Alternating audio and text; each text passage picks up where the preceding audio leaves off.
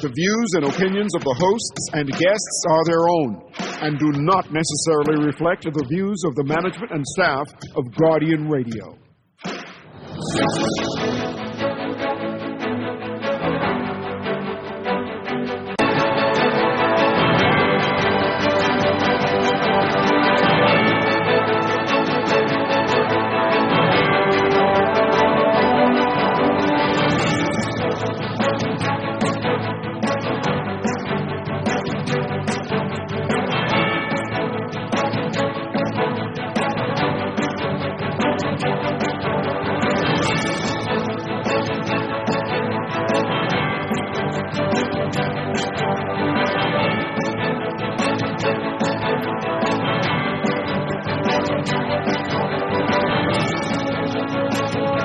Good morning.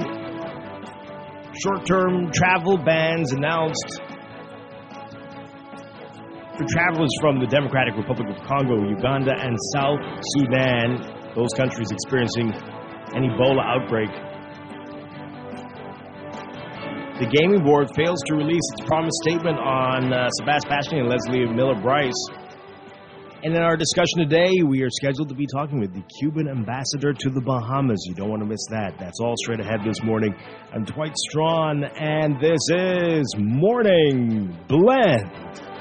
Wake up, it's a new day. Wake up, it's a new day. It's the start of a new way. Don't you know that it's the start of the end of the old way. Wake up, it's a new day. Wake up, it's a new day.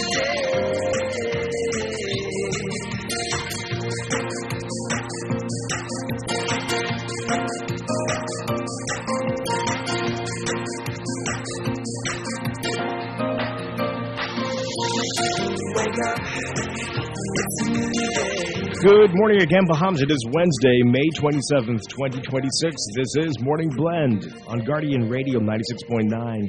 Again, I'm Dwight Strachan. In a moment, Chester Robards will be joining us. That's all straight ahead. But first, it's time for the overnight, the latest breaking news from while you were sleeping, and the top national and international headlines this morning.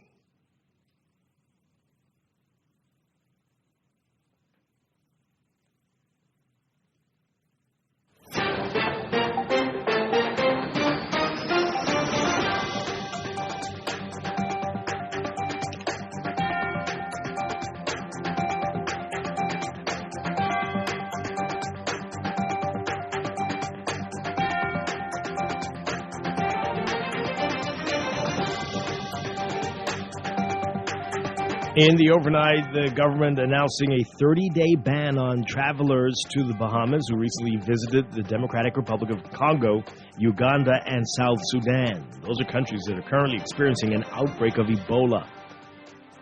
The government saying in a statement yesterday that the measure will take effect immediately and will remain in place for a 30-day period, subject to the review by the Ministry of Health. It said the decision was taken as a precautionary public health measure guided by the responsibility of the government to protect residents, visitors, and the wider community. The move comes after two men who recently traveled to the Bahamas from the DRC were placed in isolation. The men had fevers, which subsequently subsided. As of Sunday, the men were transported to the modular unit of the Princess Margaret Hospital and continue to undergo monitoring procedures. The Ministry of Health says that those men do not present any symptoms consistent with Ebola. The Ministry of Foreign Affairs is also advising Bahamians to avoid travel to the DRC, Uganda, and South Sudan.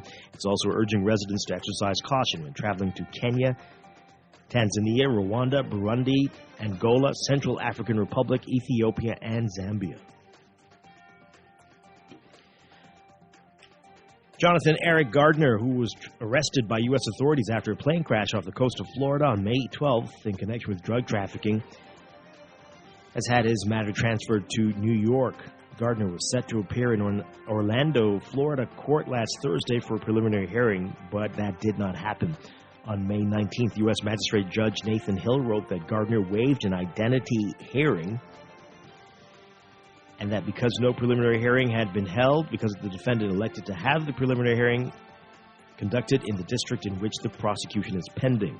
The district is in the Southern District of New York.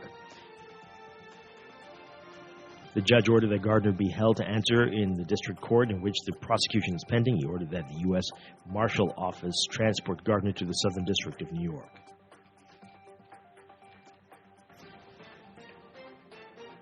A Haitian woman accused of failing to declare over $70,000 to Bahamian customs officers has been granted bail.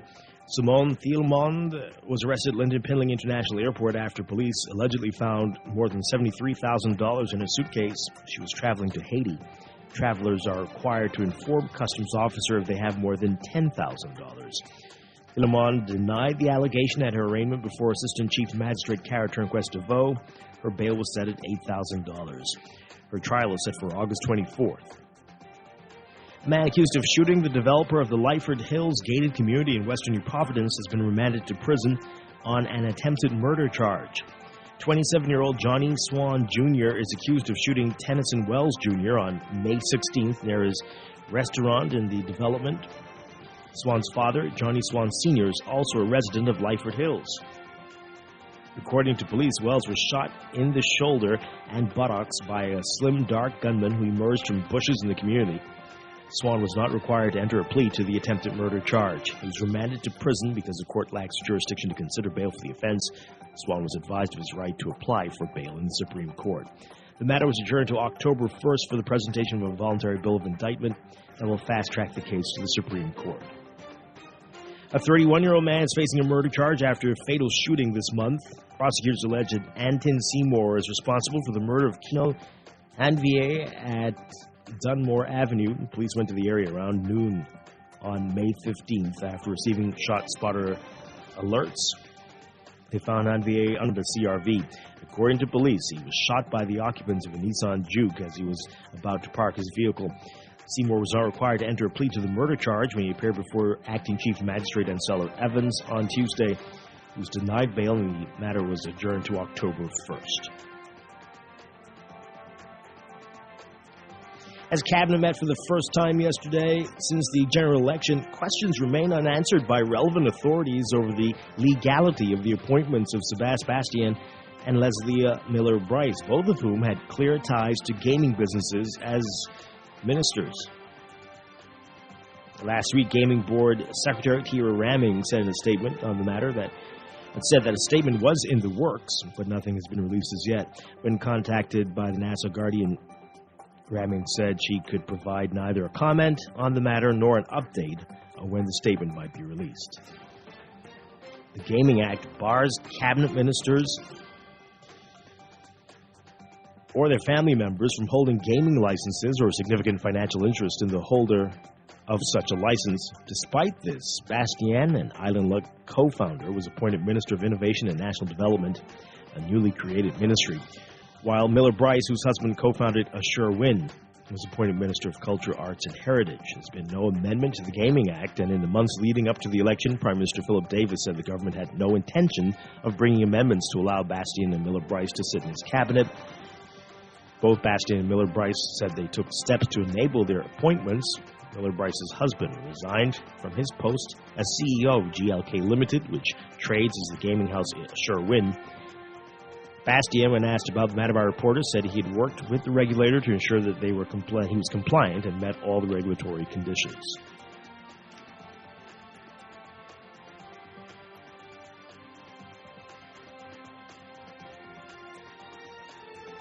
And 59 graduates from the University of the Bahamas officially commissioned as teachers during the Spring 2026 Teachers Commissioning Ceremony at Loyola Hall. Director of Education Dominique McCartney-Russell congratulating the teachers and thanking them for helping to advance national development. UB President Dr. Robert Blaine said the graduates will move on to transform lives.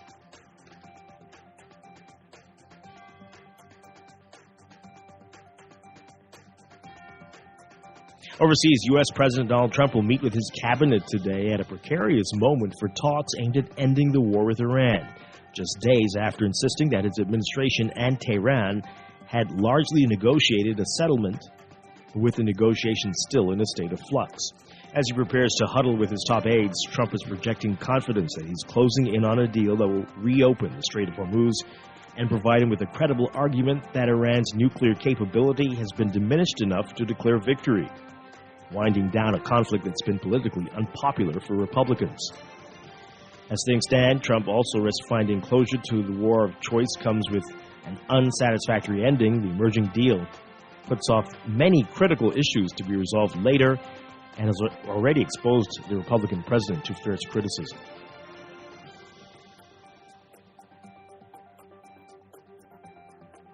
Israel saying today it targeted and killed the new leader of Hamas's military wing during airstrikes in Gaza City, less than 2 weeks after killing his predecessor. Israel's defense minister, Israel Katz, saying that the military strikes, which were carried out Tuesday, killed Mohammed Odeh. Family members of a man called Mohammed Odeh said he was killed in the strike, but did not confirm that he was the leader of the military wing. Hamas has not commented either. Katz called him one of the architects of the October 7th, 2023 attacks that triggered over 2 years of war in Gaza, and said it was the fourth time Israel had killed the head of Hamas's military wing since that massacre. The previous head was killed on May 16th. At least 5 people were killed and 12 injured in Tuesday's strike on the eve of a major Muslim holiday. Prime Minister Benjamin Netanyahu, who is preparing for elections in the fall, also threatened that Israel will target everyone involved in the October 7th, 2023 attack.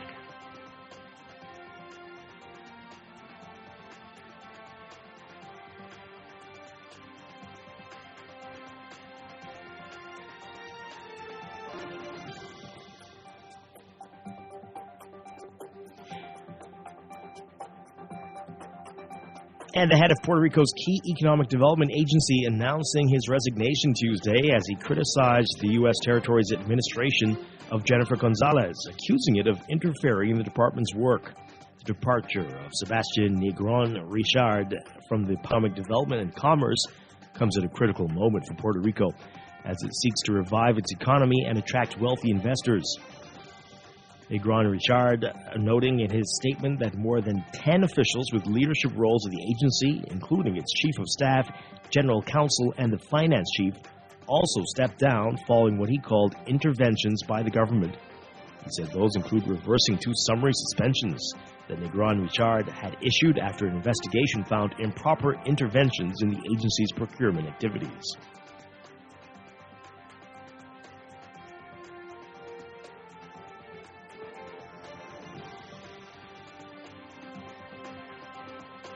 And the U.S. military launching another strike Tuesday on a vessel suspected of transporting drugs in the eastern Pacific Ocean, killing 1 man and leaving 2 survivors. Video posted on social media by U.S. Southern Command shows a boat speeding through water before exploding into flames. Southern Command said it immediately notified the U.S. Coast Guard to activate the search and rescue system for the survivors. The Trump administration's campaign of blowing up alleged drug trafficking vessels in Latin American waters, including the Eastern Pacific and the Caribbean, has gone on since early September and killed at least 194 people in total. The military has not provided evidence that any of the vessels were carrying drugs. The Pentagon watchdog said last week that it will evaluate whether the U.S. military followed an established targeting framework when carrying out the attacks on alleged drug smuggling boats. The 6-phase joint targeting cycle includes a military commander's intent, target development, analysis, decision, execution, and assessment.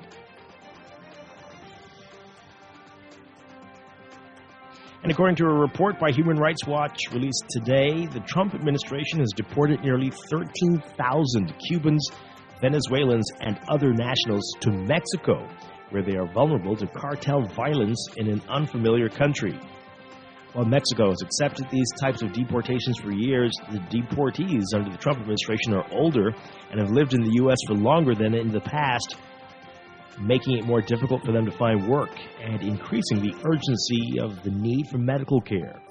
That report, which is based on more than 50 interviews, in southern Mexican cities comes as U.S. President Trump has expanded immigration enforcement to carry out his mass deportation plan. This has meant that immigrants who were not previously targeted, such as Cubans, with years or decades living in the U.S., have been caught up in the immigration dragnet. Some countries, such as Cuba and Venezuela, limit deportation flights or don't accept deportees at all, so they're instead sent to Mexico or other countries with which the U.S. has struck deals.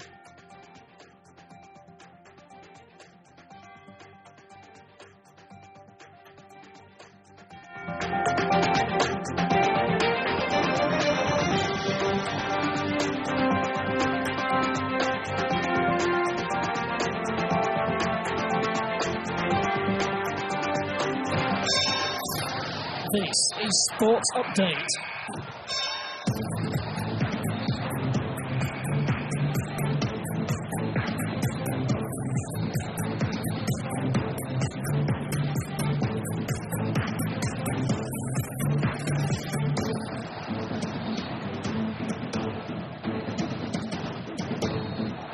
In sports, Bahamian national record holder in the women's javelin, Rima Odobor, is setting herself for a big season. Odobor, currently number 9 in the world in the women's javelin, had another massive throw over the weekend, tossing 58.79 meters at the USA Track and Field Throws Festival at the University of Arizona in Tucson. Odobor finished third behind a pair of Americans, quietly having a respectable season, looking to score enough World Athletics rankings points to be considered for inclusion in the World Athletics Ultimate Championship slated for later this year.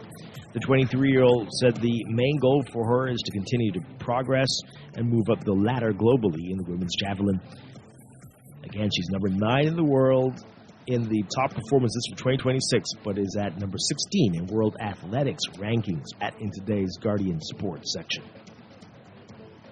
The Fidelity Central Gas Lady Panthers completing an undefeated season over the holiday weekend, winning a third consecutive Battle of the Islands tournament at the 8 Mile Rock Gymnasium in Grand Bahama. Panthers women's volleyball club prevailing over the Abaco Alpha team in the championship match, 25-15, 15-25, and 15-10.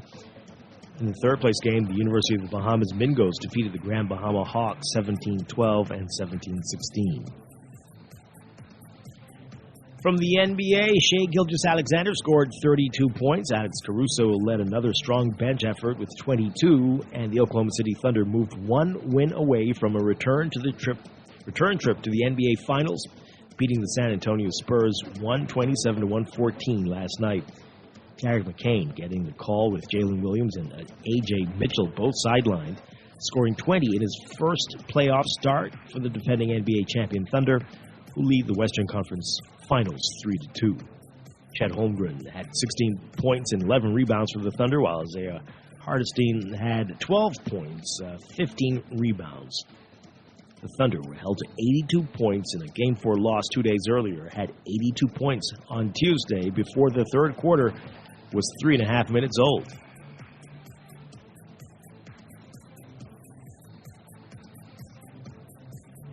And from the NHL, the Golden Knights sweeping the Avalanche to advance to their third Stanley Cup final in 9 seasons. And sports and medal events cut from the 2032 Brisbane Olympics program will have a path to return at future summer games, according to IOC President Christy Coventry. Telling sports leaders today, Coventry's reassurance to the annual meeting of Summer Games sports bodies coming after she warned in February of uncomfortable talks ahead to make future Olympic hosting more efficient. The International Olympic Committee aims to finalize within months the list of sports on the Brisbane program that Coventry previously told their leaders will be fewer than 36 played at the 2028 Los Angeles Olympics. Brisbane could have fewer than the 353 medal events being competed for at Los Angeles. That's sports. And that's the overnight. Time for your first look at weather.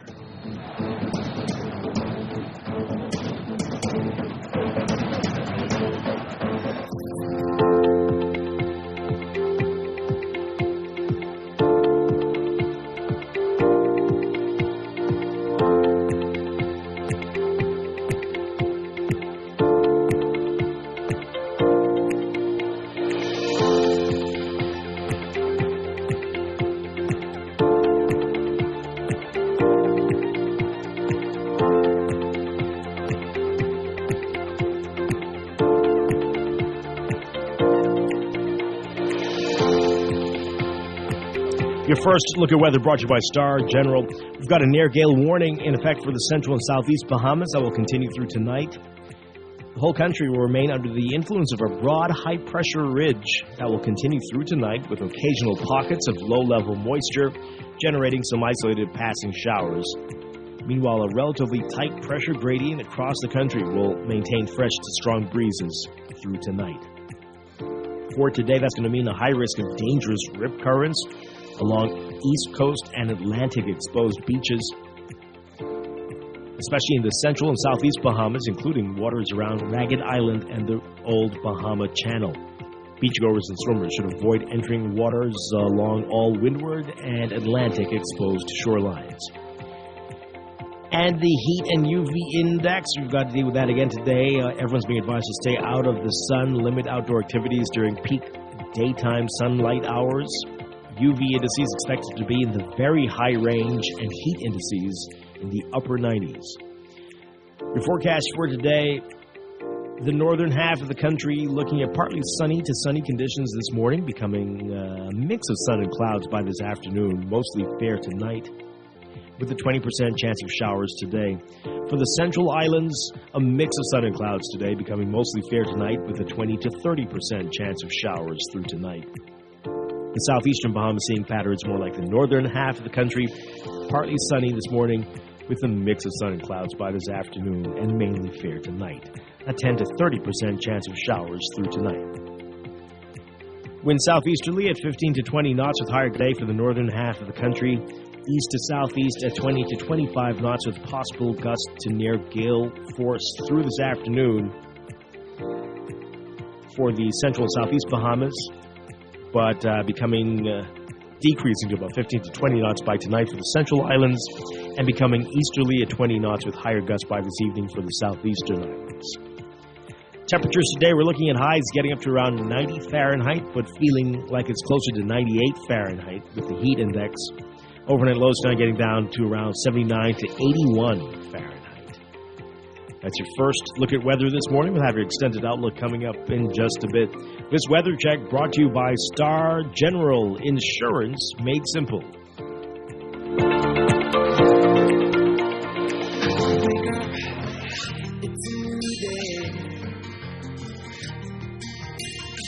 Wake up, it's a new day.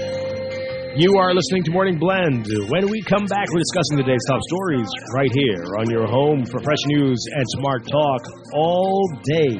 Guardian Radio 96.9. Wake up, it's a new day. Wake up, it's a new day.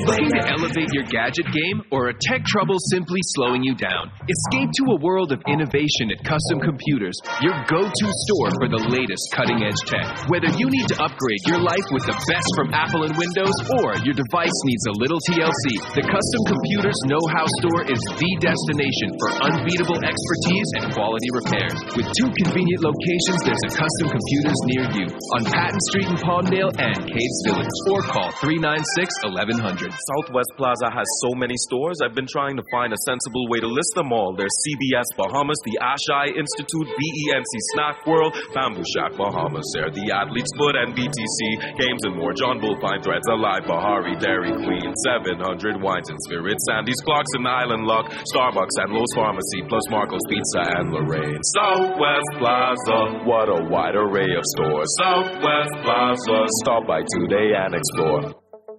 Tired of banks forcing you to use technology to bank the way they want you to? Your convenience is important. So no matter what your banking needs, Commonwealth Bank's friendly staff are always available in branch for that personal one-on-one service.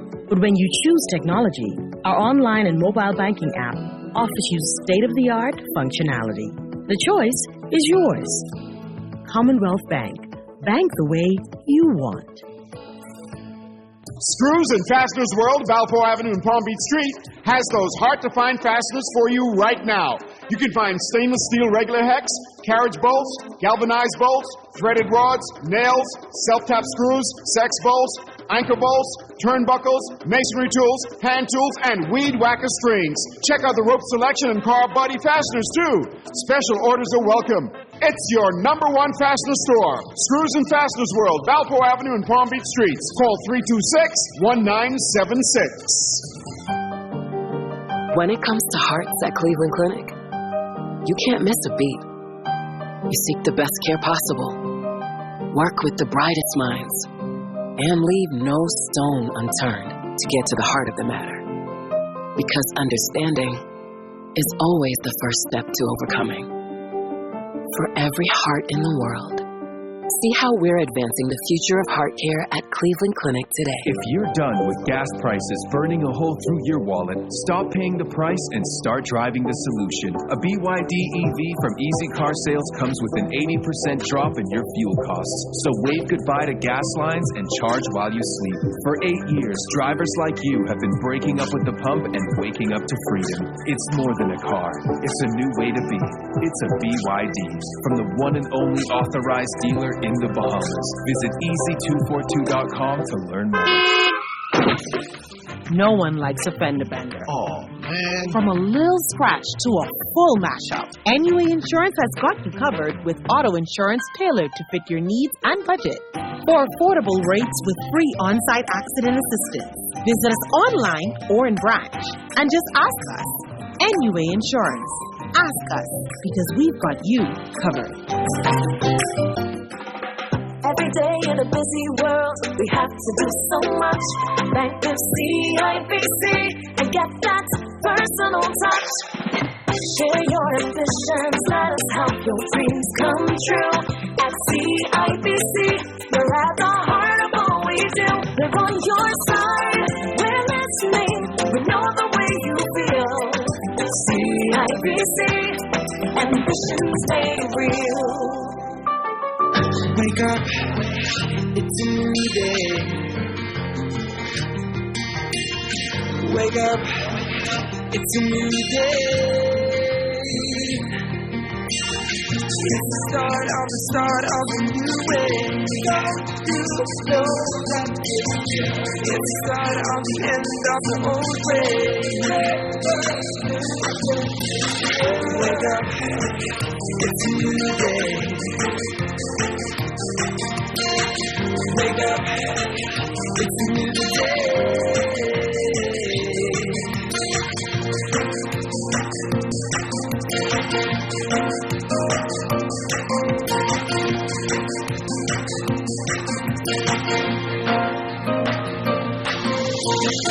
Wake up, it's a new day. Wake up, it's a new day. Wake up, wake up. Welcome back to Morning Blend on Guardian Radio 96.9. We are streaming live on GuardianTalkRadio.com and on the Guardian Radio app for your smart devices, or also on your televisions on Cable Bahamas Channel 969 and BTC Flow Channel 612. You can tweet us at Morning Blend 969 or Facebook.com/MorningBlend969. Text us on the Guardian Radio text line powered by BTC 422-4796. Standard text rates apply. Once again, I'm Dwight Strachan. Joining me now, Chester Robards. Chester Robards, good morning. Good morning. Great to have you with us. Glad to be here. Did a great job, I'm told, while I was on my couple days off. Just one complaint. Apparently you didn't tell people that they were stupid. Oh. So that was the complaint. Got to work on that. That was right. So, I'll do better next we'll work on that. So, that's a treat for the listeners yesterday. They'll get that. All right, so a lot to talk about, but we're looking forward to our guest this morning, Cuban ambassador to the Bahamas, Juan Carlos Markov Sanchez, is going to be joining us. Okay. We have a lot to talk with him about. Looking forward to that discussion this morning. All right, but right now let's talk about what else is in the news.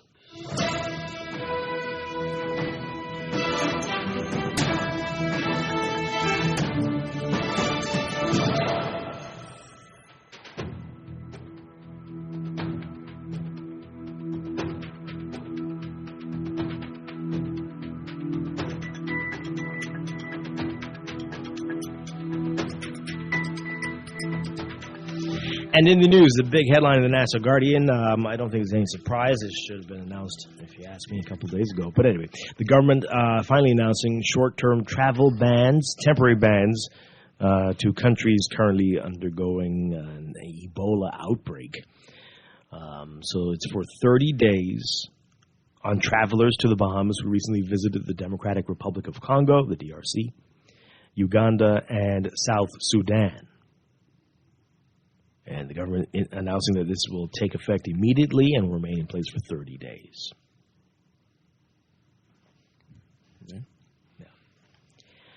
It comes after two men who recently traveled to the Bahamas from the DRC were placed in isolation. The men had fevers, which subsequently subsided. As of Sunday, they were placed in the modular unit at the Princess Margaret Hospital and they're undergoing monitoring procedures. But the Ministry of Health says they're not presenting any symptoms consistent with Ebola. Okay. Mm-hmm. Thank God. Yeah, indeed. But how long do they have to be in there? Do not know.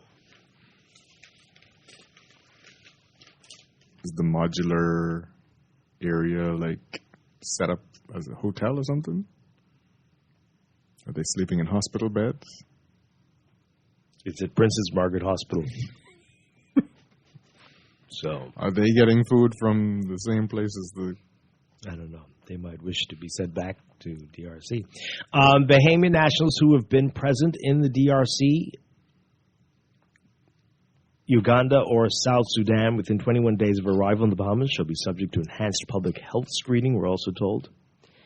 And the government says the Ministry of Health will continue to monitor developments and provide further guidance. Enhanced public health screening.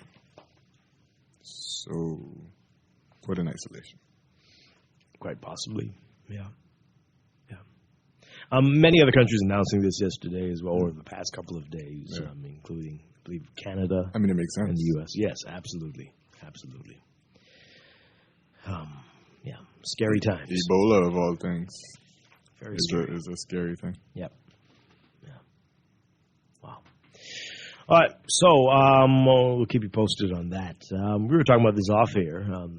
Nothing still on the 8-year-old child who was shot in Bimini. Right.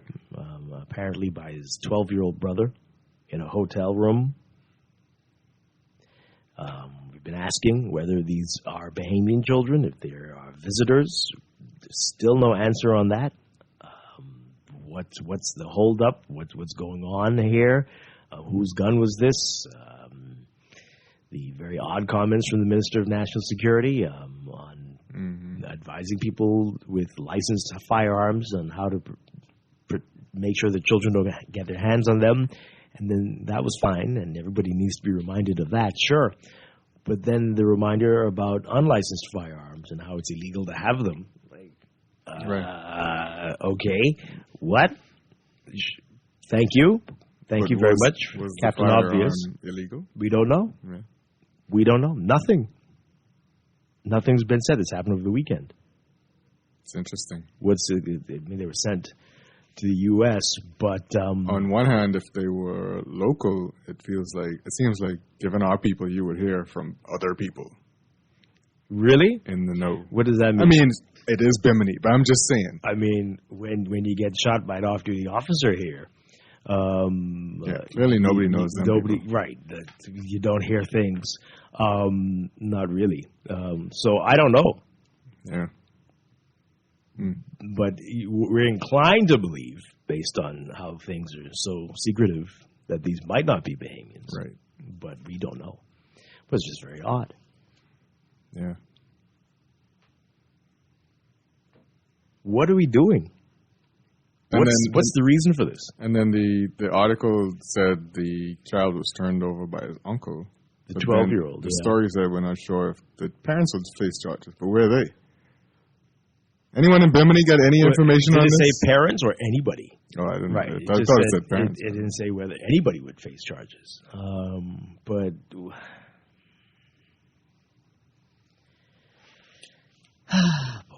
just trying to keep mysteries going. Our life is like a Feel like Scooby-Doo?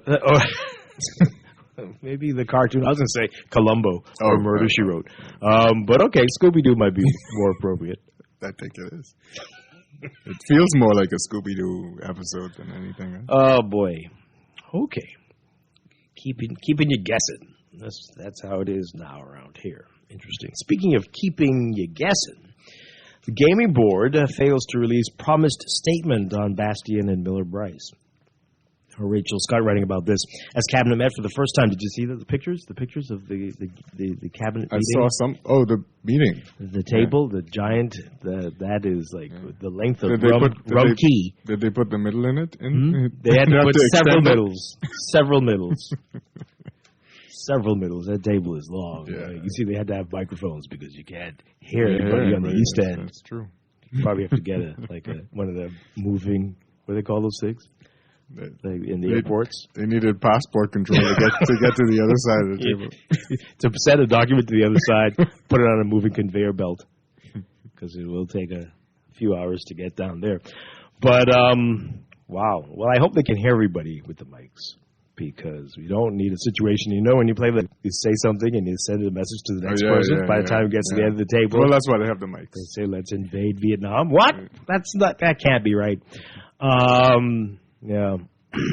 What did he say? Anyway, so the first meeting yesterday, said questions remain unanswered by relevant authorities over the legality of the appointments of Sebastien Bastien and Leslie Miller Bryce, both of whom had clear ties to gaming businesses as ministers. Okay, anyway, you get what they're saying. Anyway, last week, Gaming Board Secretary Tira Ramming said in a statement on the matter that a statement on the matter was in the works, but nothing had been released. When the Nassau Guardian reached out to Ramming yesterday, she said she could provide neither a comment on the matter nor an update on when the statement might be released. As you may know, the Gaming Act bars cabinet ministers or their family members from holding gaming licenses or significant financial interest in the holder of such a license. Despite this, however, Bastien, an Island Luck co-founder, was appointed Minister of Innovation and National Development, a newly created ministry, while Miller Bryce, whose husband co-founded A Sure Win, was appointed Minister of Culture, Arts, and Heritage. There's been no amendment to the Gaming Act, and in the months leading up to the election, Prime Minister Philip Davis said the government had no intention of bringing amendments to allow Bastien and Miller Bryce to sit in his cabinet. Both Bastien and Miller Bryce said they took steps to enable their appointments. Miller Bryce's husband resigned from his post as CEO of GLK Limited, which trades as A Sure Win, and noted an intention to step away from the gaming company and related financial interests. Bastien, when asked about the matter by reporters, said he had worked with the regulator to ensure that he was compliant and met all regulatory conditions. When Bastien declared his net worth ahead of the election, he noted that approximately $160 million of his family's assets were held in trusts, of which he is a discretionary beneficiary.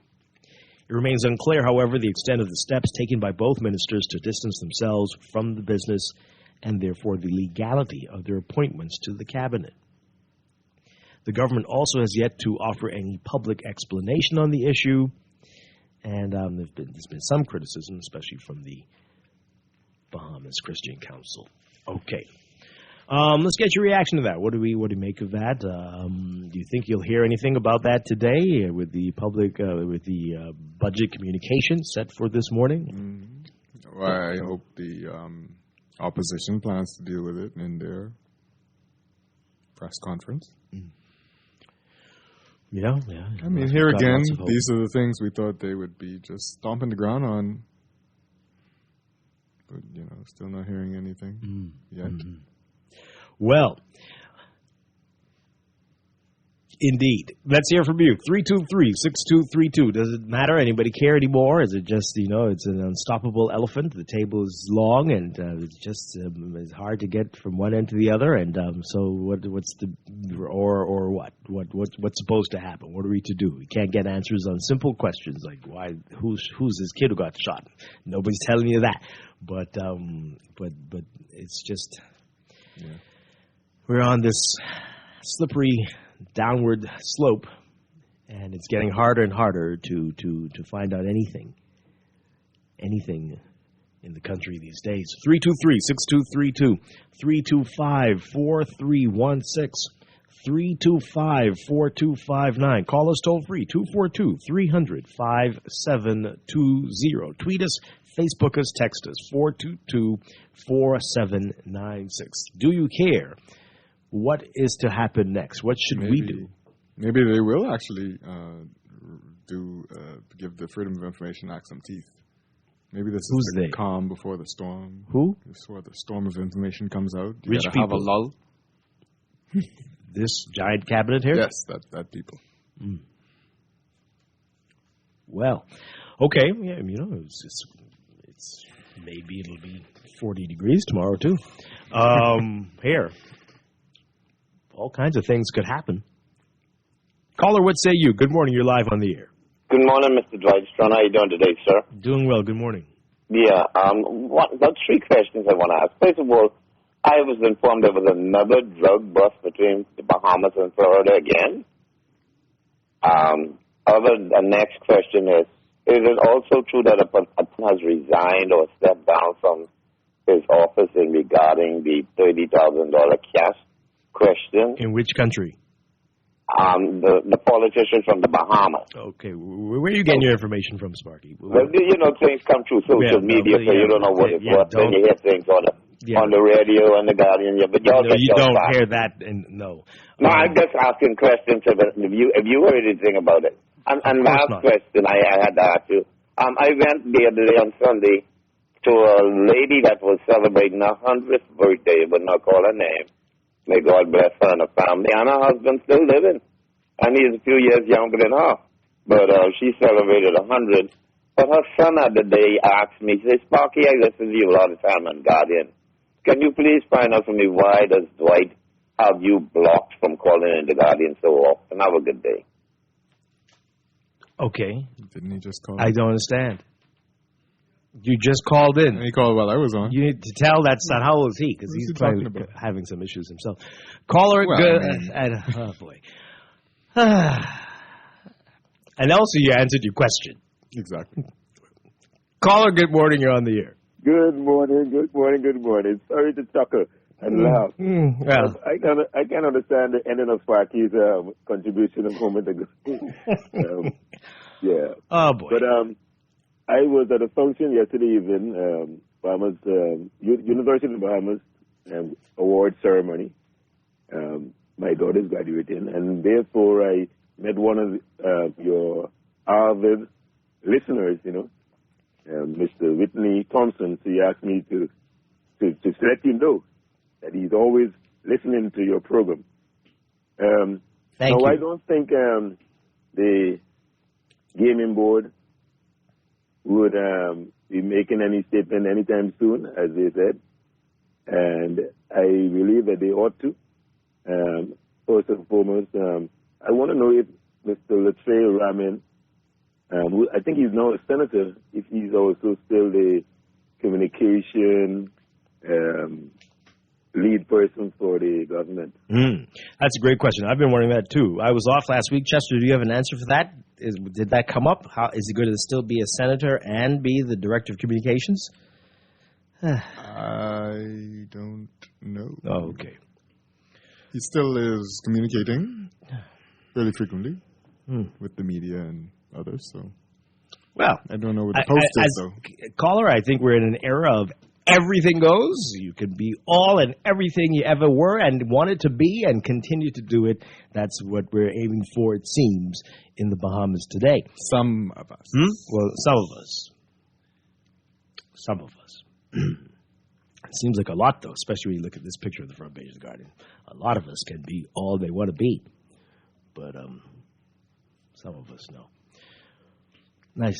Good stuff. Good stuff. Caller, good morning. You're live on the air. Hi, good morning. Are you there? No, okay. Good morning, caller, you're live. Good morning to both of you. Hi, good morning. Good morning. Yeah, I'm of the belief that we are heading toward, or maybe on the periphery of a dictatorship. Yeah, it just feels that way because if the public is asking for information that normally you used to get, and for some reason you're not getting it, and it's really information that should just come automatically. Why this person was shot, the investigation is ongoing. Maybe not why, because that takes, but at least who was shot, right? At least that, and where they're from. Those are basic things. That doesn't impede any investigation.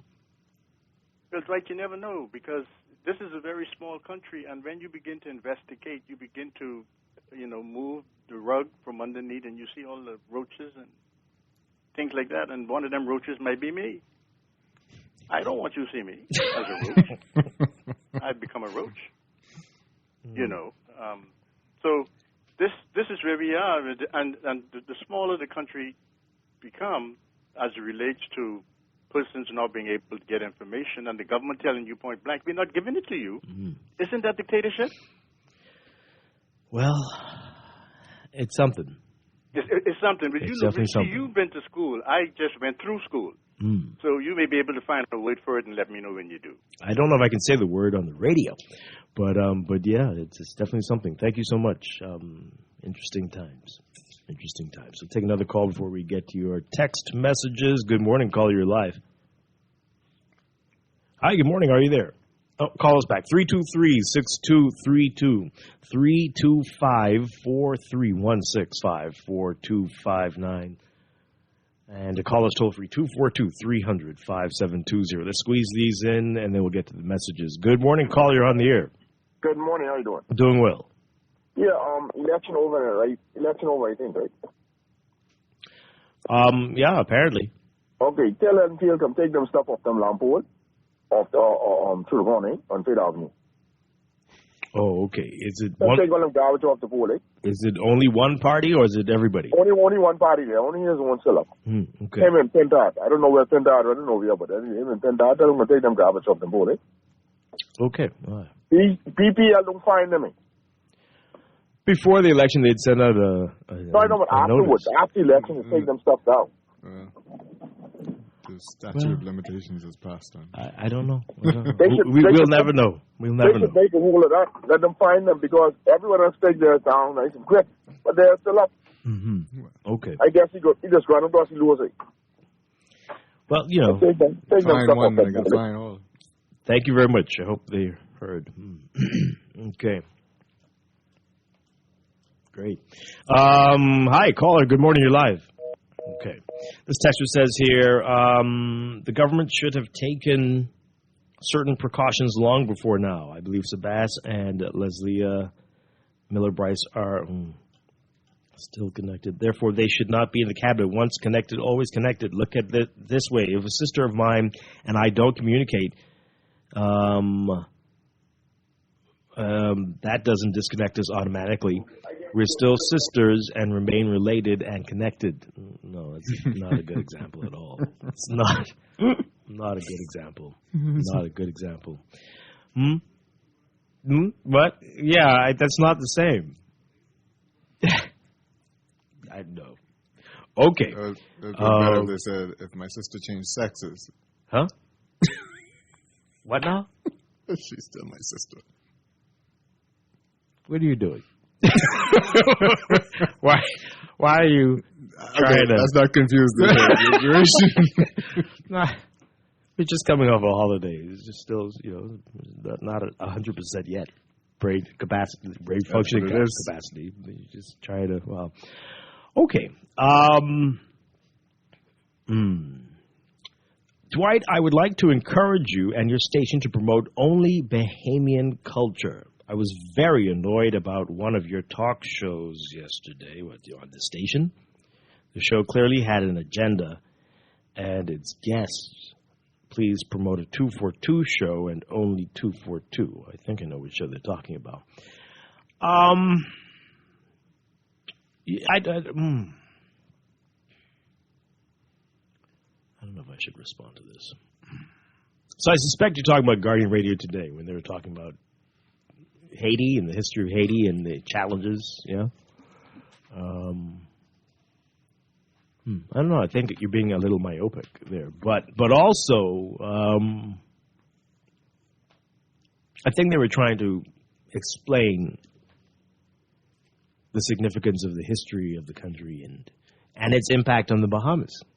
So I don't know if it's fair to say it was not a 242 show. But I appreciate your text. Okay. This person says here, we have no police commissioner. What now? No one can tell me otherwise. In any city in the world, the police commissioner, the police officer in charge would make a statement with regular updates, especially for high-profile cases. I was shocked yesterday to find out that an ambassador was fired for the removal of significant client funds and denied positions in any financial institution for 20 years by the Securities Commission, but no sign of criminal charges or court case. Ambassador resigned. Well, this was not quite a plea deal, but this was an arrangement. An arrangement, yeah. Right. So that's why there was no criminal matter there. But, okay, those are two. I don't know why you brought that up in relation to the first part, which I think you might be onto something with the first part of your text. This texter says, in reference to the appointments of Bastian and Bryce, there is no need for someone has to take the matter to court and get a legal finding. Okay. Well, exactly. Who's going to do it?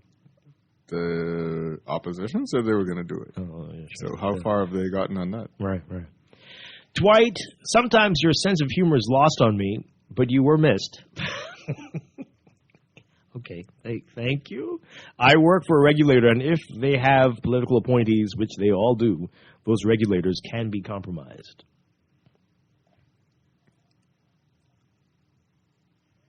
Oh, boy.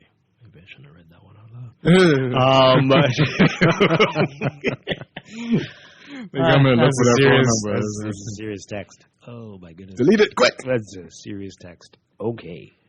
Not that one would not think that could be the case. And in many different sectors. Yep. And as we said, in this be-all-you-can-be era that we're in, plenty of these people are in all manner of sectors that have regulators and can influence a lot of things that happen to places that those regulators regulate. That story about the senator is probably much deeper than you may think.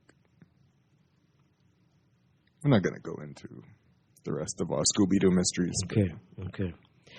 I'm just wondering, do you think if the FNM had appointed ministers under the same circumstances, Leslie Miller would have offered his observations?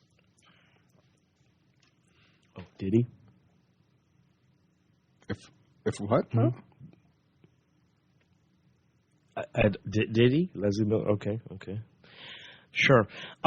This administration didn't answer important questions last time, and these people put them back in power for 5 years. Do you think they will answer any questions now? Maybe in 2030 you can get your answers. No, these people put them back in power. I don't think it works like that. We don't just have to sit back and let them not answer the questions. It doesn't work like that. If you think it does... On the gaming board... Okay, we got to stop. This is a lot of stuff here that's going to get... Wow. Okay. Everybody's... Okay. Let's get these calls in.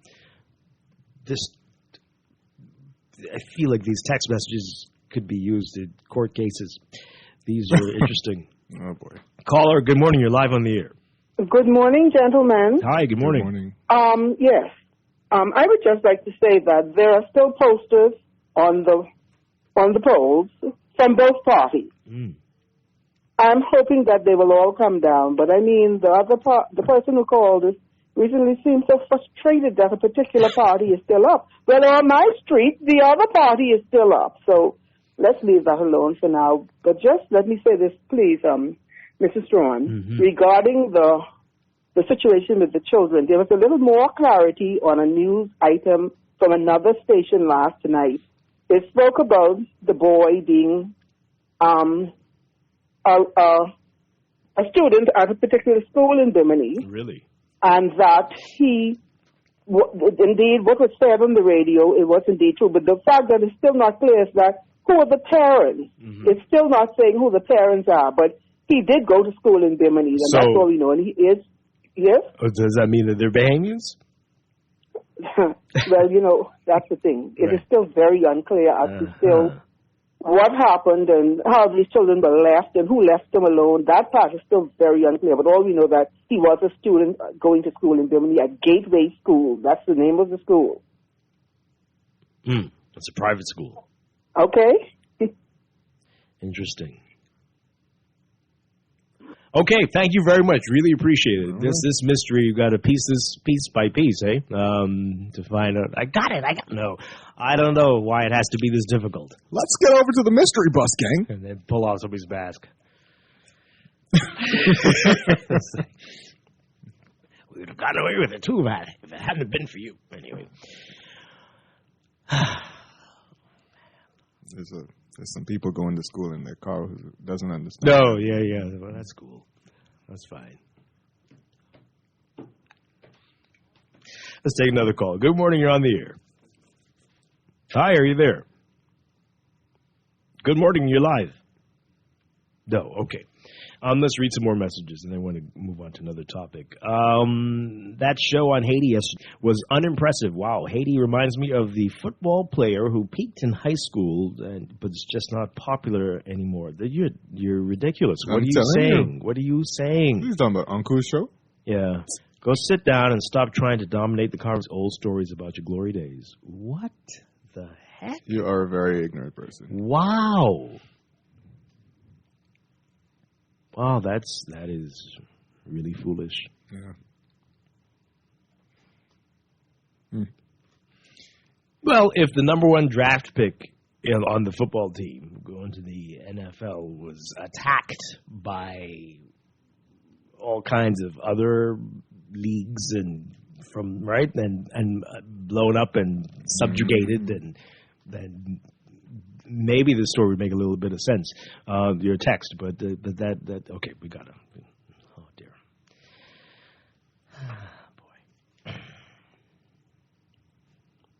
boy. Anyway, and so upset that hours and then the whole night to sleep on next later. Day, still talking about still upset. Well, I'm glad you all listened. Thank you. What a time. I'm sure Anku would be very happy to know that you all were moved in some way. I'm sure that they by learned the show. something. And then, in their newly enlightened state, get angry. What a time. I don't understand it. This person says, I'm a Bahamian. I thoroughly enjoyed the show yesterday. I learned a lot about Haiti that I didn't know. People who hate education. Well, that's a pastime here. All right, so this story here, folks, calls, we'll get back to you in a second, but this is interesting. This headline in the other paper, in the Tribune today, this reminds me of the Minister of National Security yesterday telling you that it's illegal to have an unlicensed firearm. So this headline is, buying a home is out of reach for most. That's the headline in the Tribune today. Mm-hmm. Yeah. What? Mm-hmm. This is shocking. This has been the case for my entire existence. Mm-hmm. But anyway, so this is according to a study. Study? Where did this study come from? I need to go back on vacation because my first answer to you is not going to be something I could say on the air. Bahamian tourism and food industry workers earn on average just 38% of the salary needed to service a median New Providence mortgage and meet bank debt stipulations. It's been revealed with this nation's house price to earnings ratio branded remarkably high. The Inter-American Development Bank, in a just-released March 2026 study on home affordability in the Bahamas, reaffirms that formal housing solutions are increasingly out of reach of low- and middle-income households. Increasingly. With New Providence's house price to income index, which measures affordability by comparing real estate costs to earnings, shown as being among the highest in the world at 141 to 1.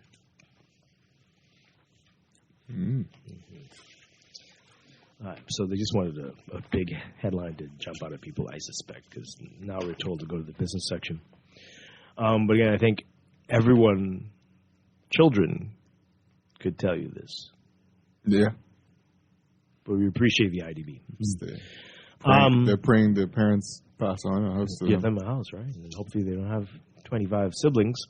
The report revealed that this ratio in 2024 was higher than all major developed countries such as the U.S., Canada, UK, and every major OECD country, I guess, as it warned that home ownership prospects for many middle and lower class Bahamians are becoming increasingly bleak without fundamental policy reforms that address declining new home builds and the ever-increasing number of existing properties that are falling into disrepair or becoming vacant. And further highlighting the growing gap between housing affordability and costs that had been previously exposed by the IMF, the International Monetary Fund, and others, the IDB study estimated that aspiring home buyers need to come up with $66,700 in cash up front to cover bank and legal costs, not even including the VAT due on any sale, to qualify for a mortgage to purchase a New Providence property priced at the median $460,000 based on sales data. $460,000. That's the median? No. The median? No way. Stop it now. That just goes to show you very expensive. But I don't believe that, though. Oh, that's probably true. I mean... yeah, but see, the median, don't forget. Yeah, but why would you look at the median? I'm just saying. Because we've got all these $1 million properties and stuff. And almost multi-million. So median is not the right one to look at. Well, I mean, what would you look at, though? Because... this is just like the GDP thing, right? The skews, people say it's skewing. Right. How the Bahamas receives certain things from the international community. Because of all the people who are making so much here. Correct. That's the same type of thing. Not necessarily, because when you look at, let's say, middle-class people, right? There are certain, again, when we had this conversation with people, there are certain areas in the province they don't want to live. Sure. And so they wouldn't buy property there. They wouldn't buy housing there. They wouldn't rent there. So, I mean, it's kind of an interesting dynamic. And I guess the way you should look at it is look at the median. Well, it makes for interesting headlines. It does. It does. But okay. 460,000. Wow.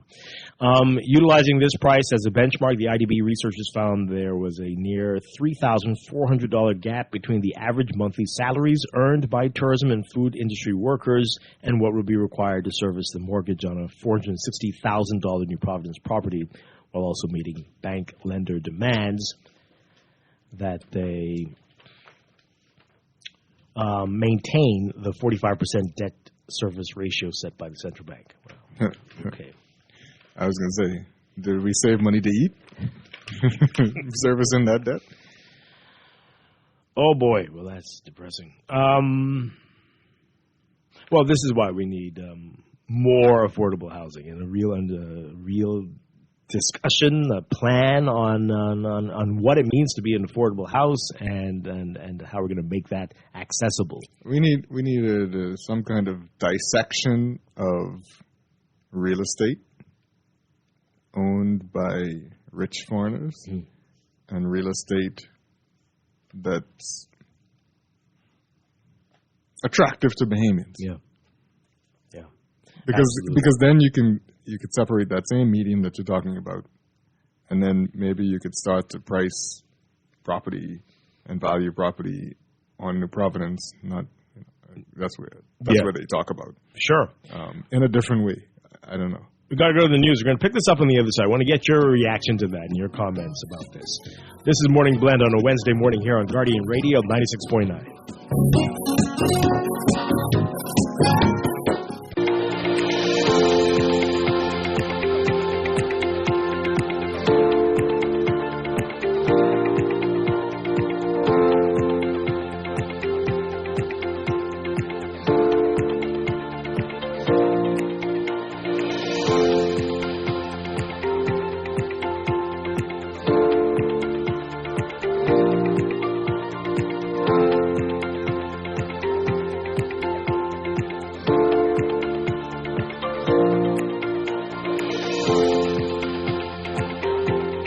Welcome back to Morning Blend on Guardian Radio. We are streaming live on GuardianTalkRadio.com and on the Guardian Radio app for smart devices. Also on your televisions on Cable Bahamas Channel 969 and BTC Flow Channel 612. You can tweet us at MorningBlend969 or Facebook.com/MorningBlend969. Text us 422-4796. And now at 8:17, it is time for another check of your weather for today. Brought to you by Sherwin-Williams. So we've got a near gale warning in effect for the central and southeast Bahamas that will continue through tonight. The whole country will remain under the influence of a broad high-pressure ridge through tonight with occasional pockets of low-level moisture generating some isolated passing showers. Meanwhile, a relatively light or tight pressure gradient will maintain fresh to strong breezes through tonight. So this pattern is forecast to weaken late Thursday into early Friday as the ridge shifts eastward and a surge of moisture will enter the area from the west. Cloudier conditions along with increasing showers and thunderstorms will spread across the northern and northwest Bahamas before reaching the central islands and portions of the southeast Bahamas by Sunday or even Saturday.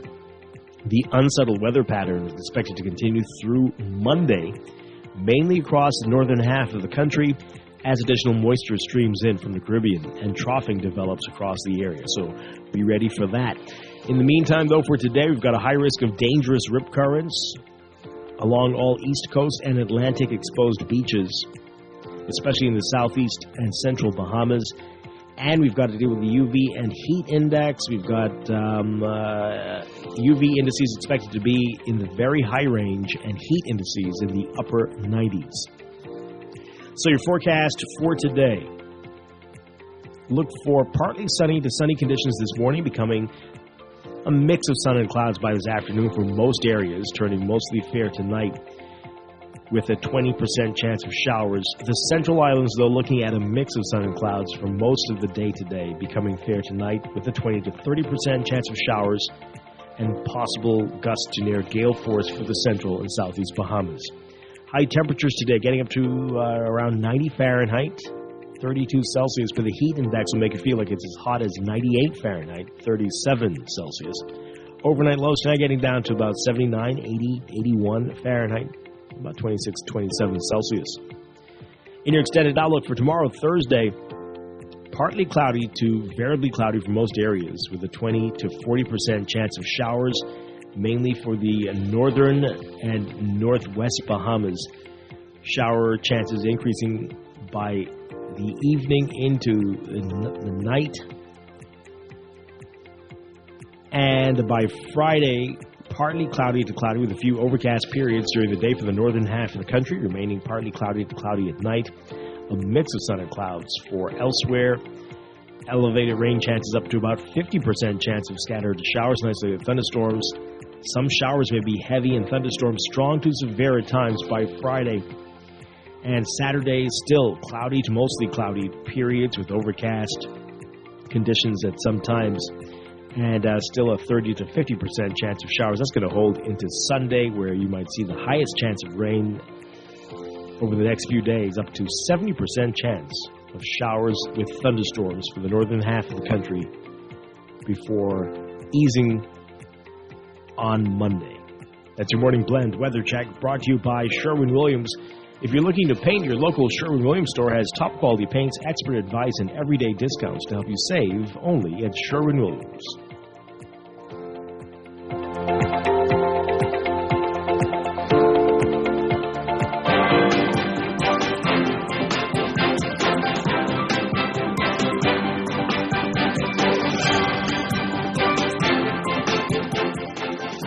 And time for a check of traffic, brought to you by NUA Insurance Agents and Brokers. So we've got a number of hot spots for you. We've got Independence Drive, heavy traffic, both directions, east and westbound, between the roundabouts East Street and Blue Hill Road. And both Blue Hill Road and East Street seeing some slow-moving northbound traffic mainly. So with Blue Hill, you're seeing that from Carmichael Street through to Independence Drive, and picking up once again north of that area, heading on the way up to Corridor Avenue, but heaviest between Carmichael and Independence Drive. And East Street also, the heavy traffic just north of Sapodilla Boulevard straight through the intersection with Soldier Road on the way to Robinson through that roundabout with east-west. Elsewhere, we've got Marla Butler Highway, heavy traffic this morning from well south of Hamster Road and Alexandria Road all the way through the roundabout with Fire Trail and up to Tonic Williams-Darling Highway, and that's going to extend north of that area into New Providence Highway as well. And at the six-legged roundabout, we've got John F. Kennedy Drive, slow-moving eastbound traffic. And southbound on New Providence Highway, also seeing some heavy traffic there.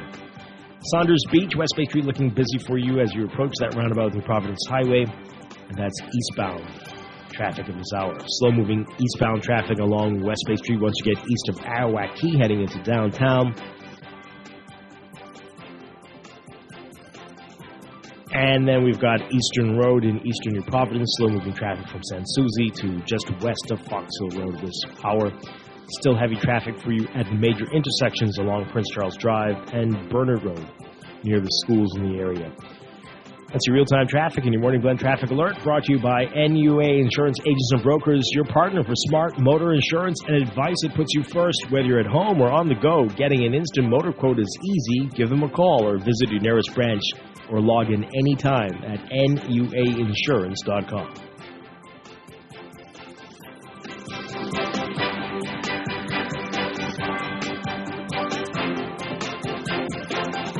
This is Guardian Radio 96.9 FM, streaming on GuardianTalkRadio.com and the Guardian Radio app, Nassau, Bahamas.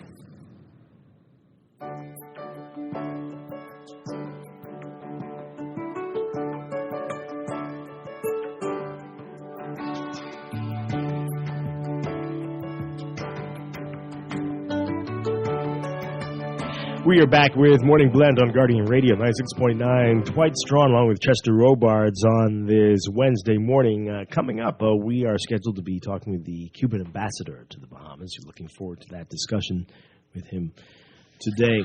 But we continue with what's in the news. Before the break, we were talking about the story, this report from the IDB on just how challenging it is for most people in low to middle income ranges to afford a home, just to even qualify for what is the median price of a home in New Providence today, which is, according to this report, $460,000. Based on sales data. Wow. So that is what we're talking about. What are we going to do about this? This is out of reach for most people, indeed. There was a lot of talk before the election, Chester, but how confident are we that we're going to see any movement, any changes over the next few years? That's the question. Ah, boy. Give us a call. 323-6232. 325-4316. 325-4259. Call us toll free. 242-300-5720. You can tweet us. You can Facebook us. You can text us. 422-4796. So before we get to the call, so this report says that the IDB said that the Bahamas' affordable housing woes have developed even though the increase in New Providence real estate prices over the past decade has not exceeded international norms. While financing costs have actually dropped due to declining mortgage rates. But it says, despite real estate price appreciation in New Providence not being out of line with international benchmarks and a decline in mortgage interest rates during the last decade, housing affordability remains limited for low and middle income households, evidenced by a remarkably high house price to income index. Taking $460,000 as the median sales price for New Providence in 2024 and comparing this to a nominal disposable income per capita at $39,455 or $3,288 per month. See, they're really looking at some unusual things. The report added that based on these data, the index for New Providence and Paradise Island in 2024 was 141, remarkably high by international standards. By comparison, the index was 116 for the OECD, 105 for the European Union. Oh, man. 131 for the U.S. The closest to the Bahamas was shown to be Canada at 137.1.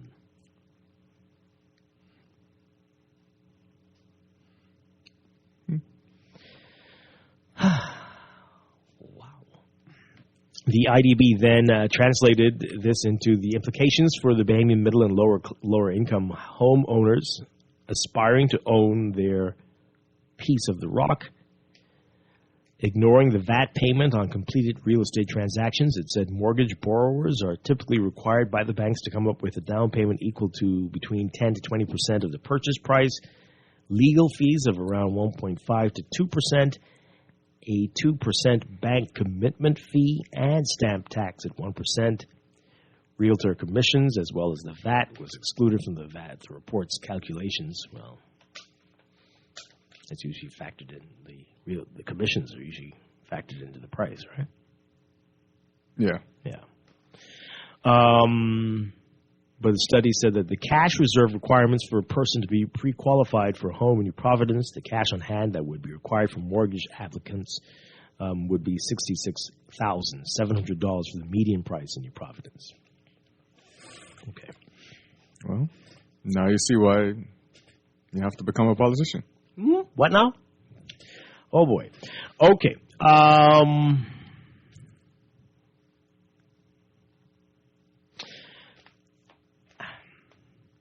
Let's hear from you, and then I'll say what I need to say here. But caller, good morning. You're live on the air.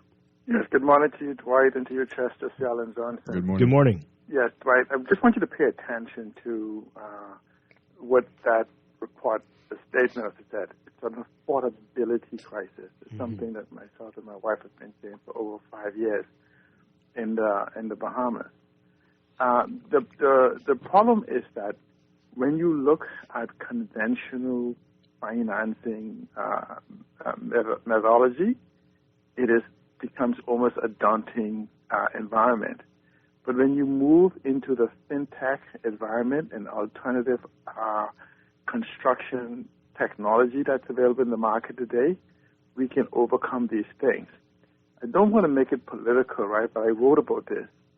It is important that though the Free National Movement did not win the election, it's important for policies, that when it's good policies, that they should encourage the Free National Movement to share their policy position with them on how they would achieve this. Or the alternative would be to pay a consultant who understands what has to be done. But let me tell you how this ties into what we call the slums and the shantytown and the latest discussion concerning rent control. When you move affordable housing into the market, you don't need rent control or these quality control, whatever, because people have choices.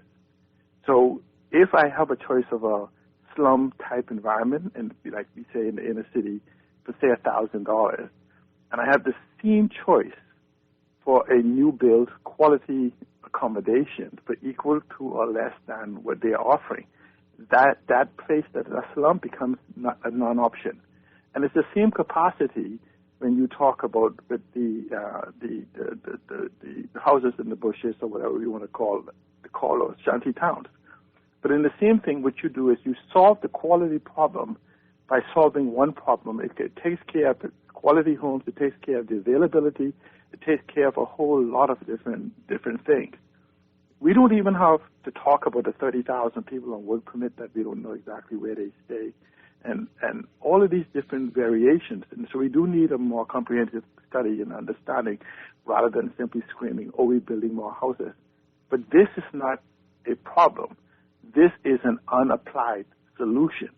And so, but you cannot use yesterday ideology and methodology to solve today's reality. And that's the problem that we have. But there is solutions to this, not no pie in the sky or anything of that sort. Because if you actually do a study, Dwight, you know what you'll find out when you discount what is there and don't count the 25,000 homes that's sitting empty on the books, you would probably that the need for housing, home ownership and housing are two different things, Dwight. The need for affordable housing, which is a whole subject from home ownership, could very well be between 40 and 60,000 homes.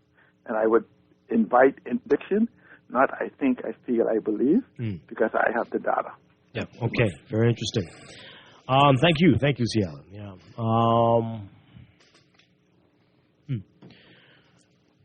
Something you said in the beginning, though.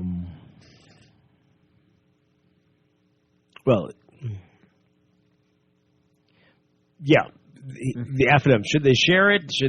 Are they waiting to be asked to show us how you were going to do that thing that you said you were going to do? Share it with whom? With the very large administration we have now. It's not going to happen. But if we believed that they were going to be able to do that, which I think a lot of people might have had some challenges with, but we need everybody to come to the table to see if we can solve this matter. But is it going to happen? I guess you said. There are many problems with housing affordability and real estate in the country, and the people selling real estate in the country. Some of it illegal.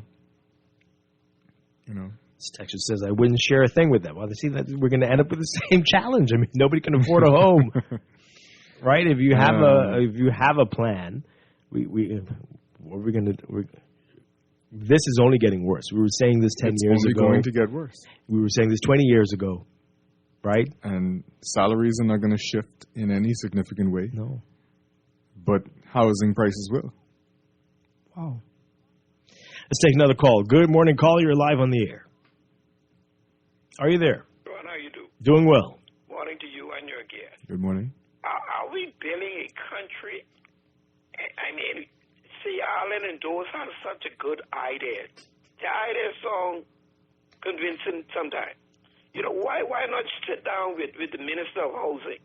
Why try not have an audience with somebody in the government? And let's try and build this country, man. Election is over. People are still campaigning. Let's work together now. The F&M and the PLP is now part of the government. Let us try and let's see if we can have an audience with Mr. Bell, the Minister of Housing. Sell some of that idea to him. Let's see if we can help him. I hear you.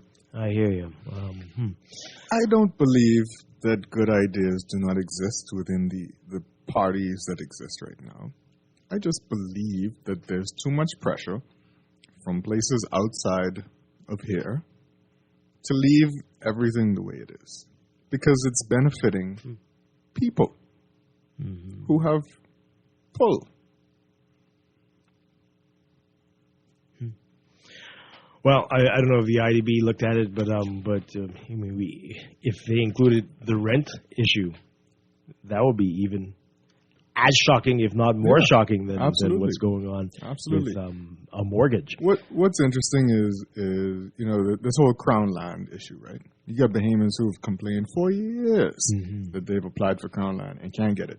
But you could come in as a foreigner, apply with the whatchamacallit people who do all the stuff for you, who roll out the red carpet for you, investment authority. Sure. And get a piece of Crown land post haste. You hear about people who literally have to fight for Crown land, and these guys come in and get it readily with the red carpet rolled out. Yeah. That's a microcosm, because most Bahamians ain't looking for Crown land. They're just looking for a little something that they could afford. Yeah. So they don't want to be given anything, or lease something for a negligible amount of money.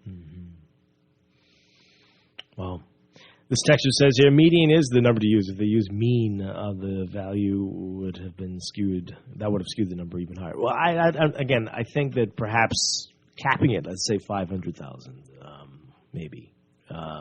Even that would still be challenging for most people. Yeah. To afford a house, if you look at that range. Yeah. So but if you're trying to make, maybe it's more comparable to other countries if you use the median, and I get it, but it probably gets worse if you talk about couples versus singles. Sure. I mean, we've always known that. And if a couple can't afford. Exactly. But even if it were capped at a certain amount, like, because you know you're not affording the upper end of these prices around your Providence, it would still be a massive challenge for most people. All right, some messages before we have to take a break. This person says here, the power's been off in Eleuthera since 10 p.m. last night. The situation is past frustrating. And they're asking about progress. This is they're texting us every week about that, right? Stetson says here, I believe the Fourth Estate is not as aggressive as they were in the past. They wait for news to come to them. In the past, journalists became friends with police investigators. Okay. They were kept up to date on various matters of interest. Solid information was given that could not be denied. I think that's probably true. I think that's still happening. But, you know, the challenge, I don't think I should say anymore.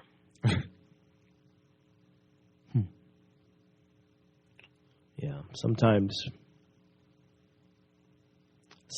being a friend is a challenge.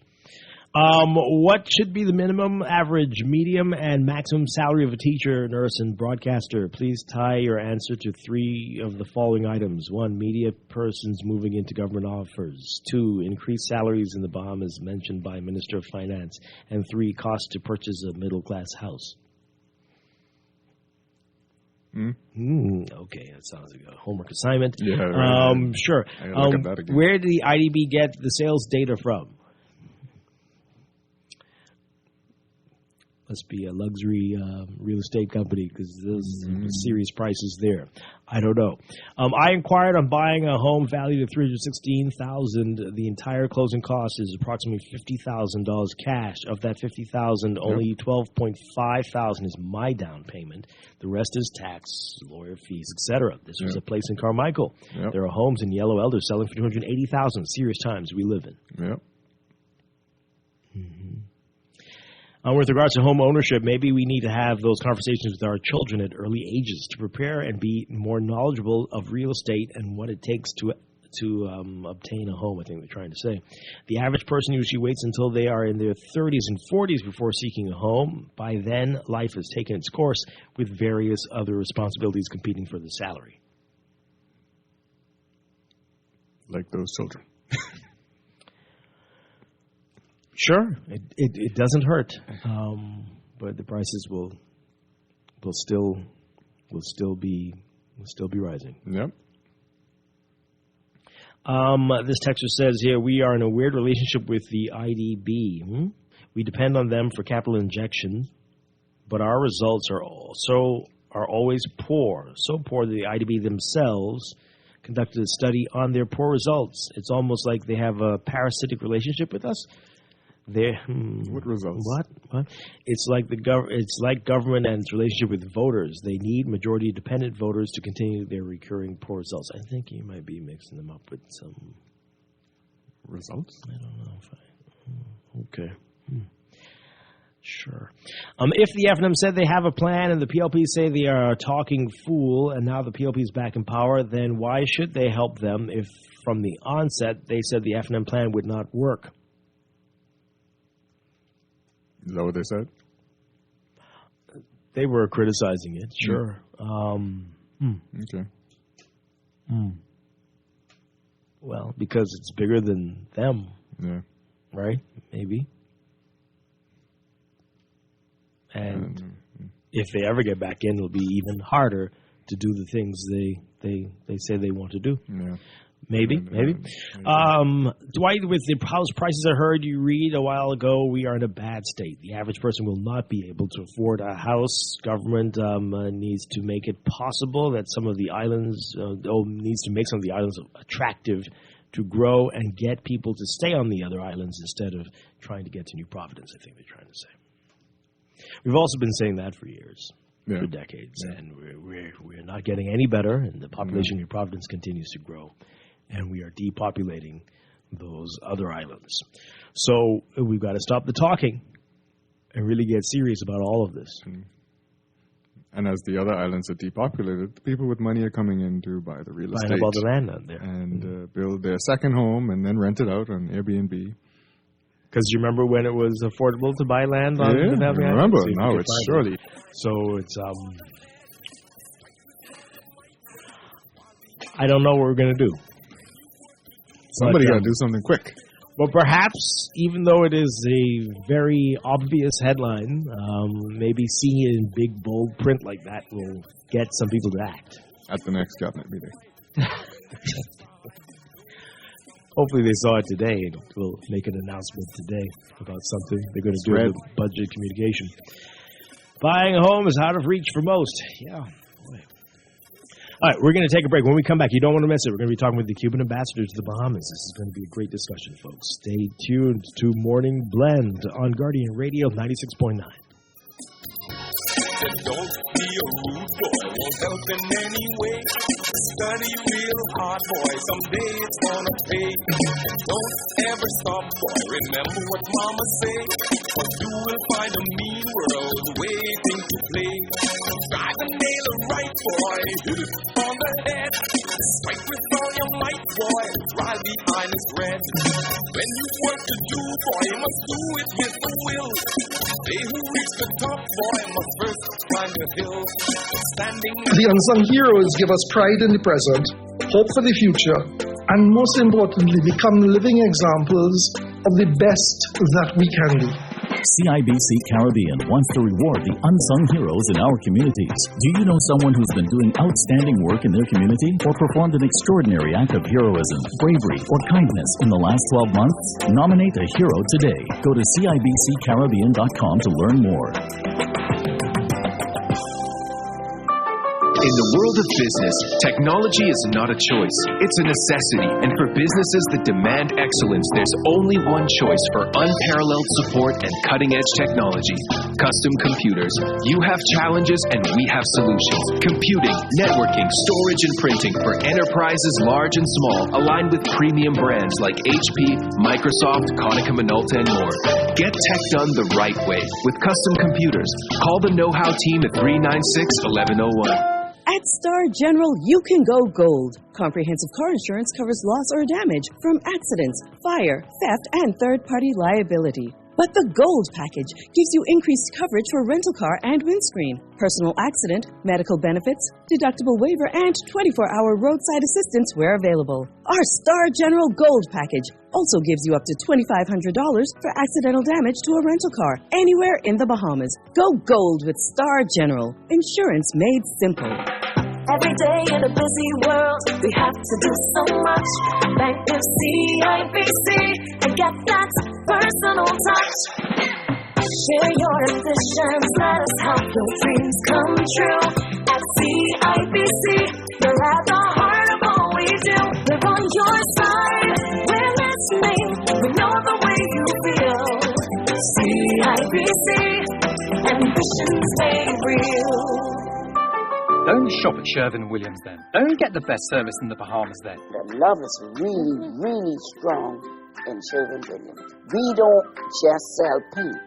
We service you with a smile, good hearts, mind, soul, and body. And we love our customers as much as we love ourselves. Real talk. I'm not just saying this to impress myself. We love to go beyond with customer service. So they feel delighted to come in Sherwin-Williams because they know I can either see Dee Dee, or I can see Shelley, or one of our other wonderful staff members. We treat our customers with the respect of our boss because there are many paint companies they could choose to go to. No, baby. If they go to some other paint companies, I don't get this little thing at the end of the week. We want to make sure you get that little ting, Shelley. Come visit Shelley and Dee Dee at Sherwin-Williams, Bahamas, and you'll surely find color in every day. No one likes a fender bender. Oh, man. From a little scratch to a full mashup, NUA Insurance has got you covered with auto insurance tailored to fit your needs and budget. For affordable rates with free on-site accident assistance, visit us online or in branch and just ask us. NUA Insurance. Ask us because we've got you covered.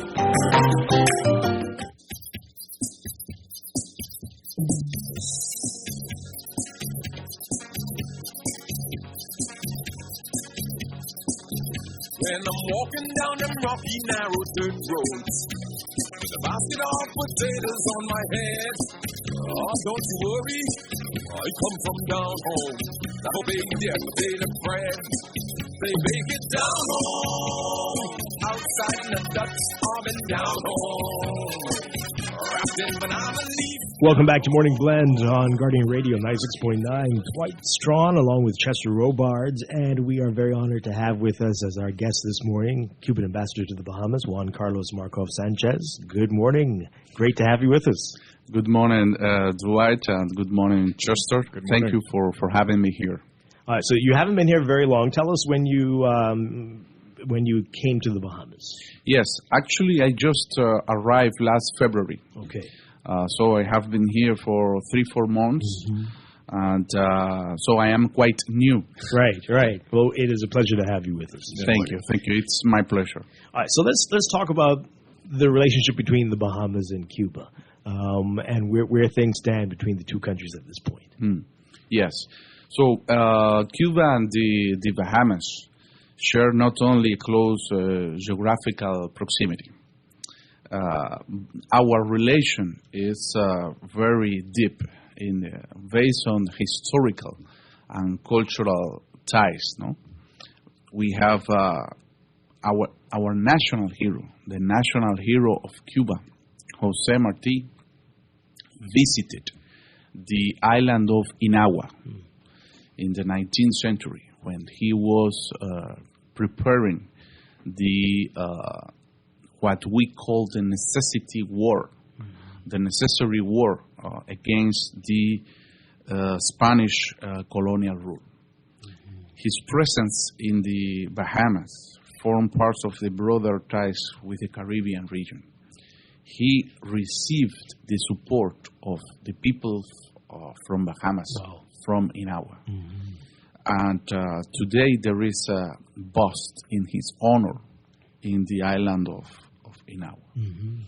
So we are likewise united by joy and that defines our peoples, by our shared love of music, by our enduring bond with the sea, and by the African heritage that flows proudly through our veins. Our countries have maintained diplomatic relations grounded in mutual respect, solidarity, and constructive cooperation. Over the years, we have worked closely in areas of common interest like health, education, agriculture, sports, disaster preparedness, climate resilience, maritime security, and regional integration. There have been notable expressions of the strong bonds that unite us. The Bahamas has continuously supported Cuba in its call for the lifting of the economic, commercial, and financial blockade imposed by the United States against Cuba. In fact, the Prime Minister, Honorable Philip Davis, have raised this matter at the high-level segment of the United Nations General Assembly, a gesture that carries profound significance for the Cuban people. And I take this opportunity to convey our deepest gratitude to the government and the people of Bahamas for the supporting of this. Wow. All right, so I want to talk more about the ties. You talked about the in healthcare and education in a bit, but you mentioned the embargo. Let's talk about and the blockade and what's happening now. And we know it's been a very challenging past few months, especially after Venezuela, what happened there, and the impact that's having on Cuba right now. How bad are things right now and with what's going on? First of all, Dwight, I would like to go to the genesis of this. Talk about a little bit about the history of the embargo. So how it rised and why And I brought here a memorandum. It was written in the April 6, 1960. It was a secret memorandum at that time, written by a subsecretary of state from the United States. The name was Lester Mallory.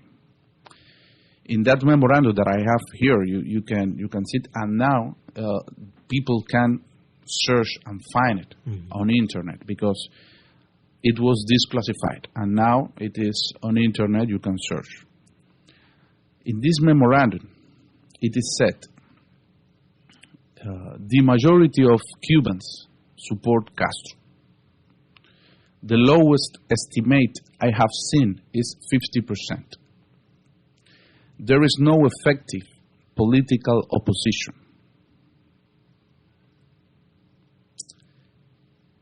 If the above are accepted, so he's talking about what he just mentioned, or cannot be successfully countered, it follows that every possible means should be undertaken promptly to weaken the economic life of Cuba.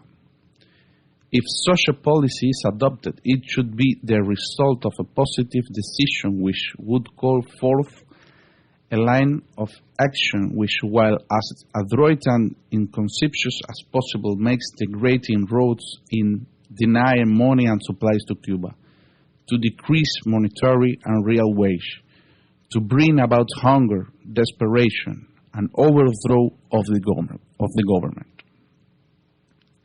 So this is the genesis of the blockade, to try to create a situation in Cuba so the people feel this desperate hunger. Then it was implemented.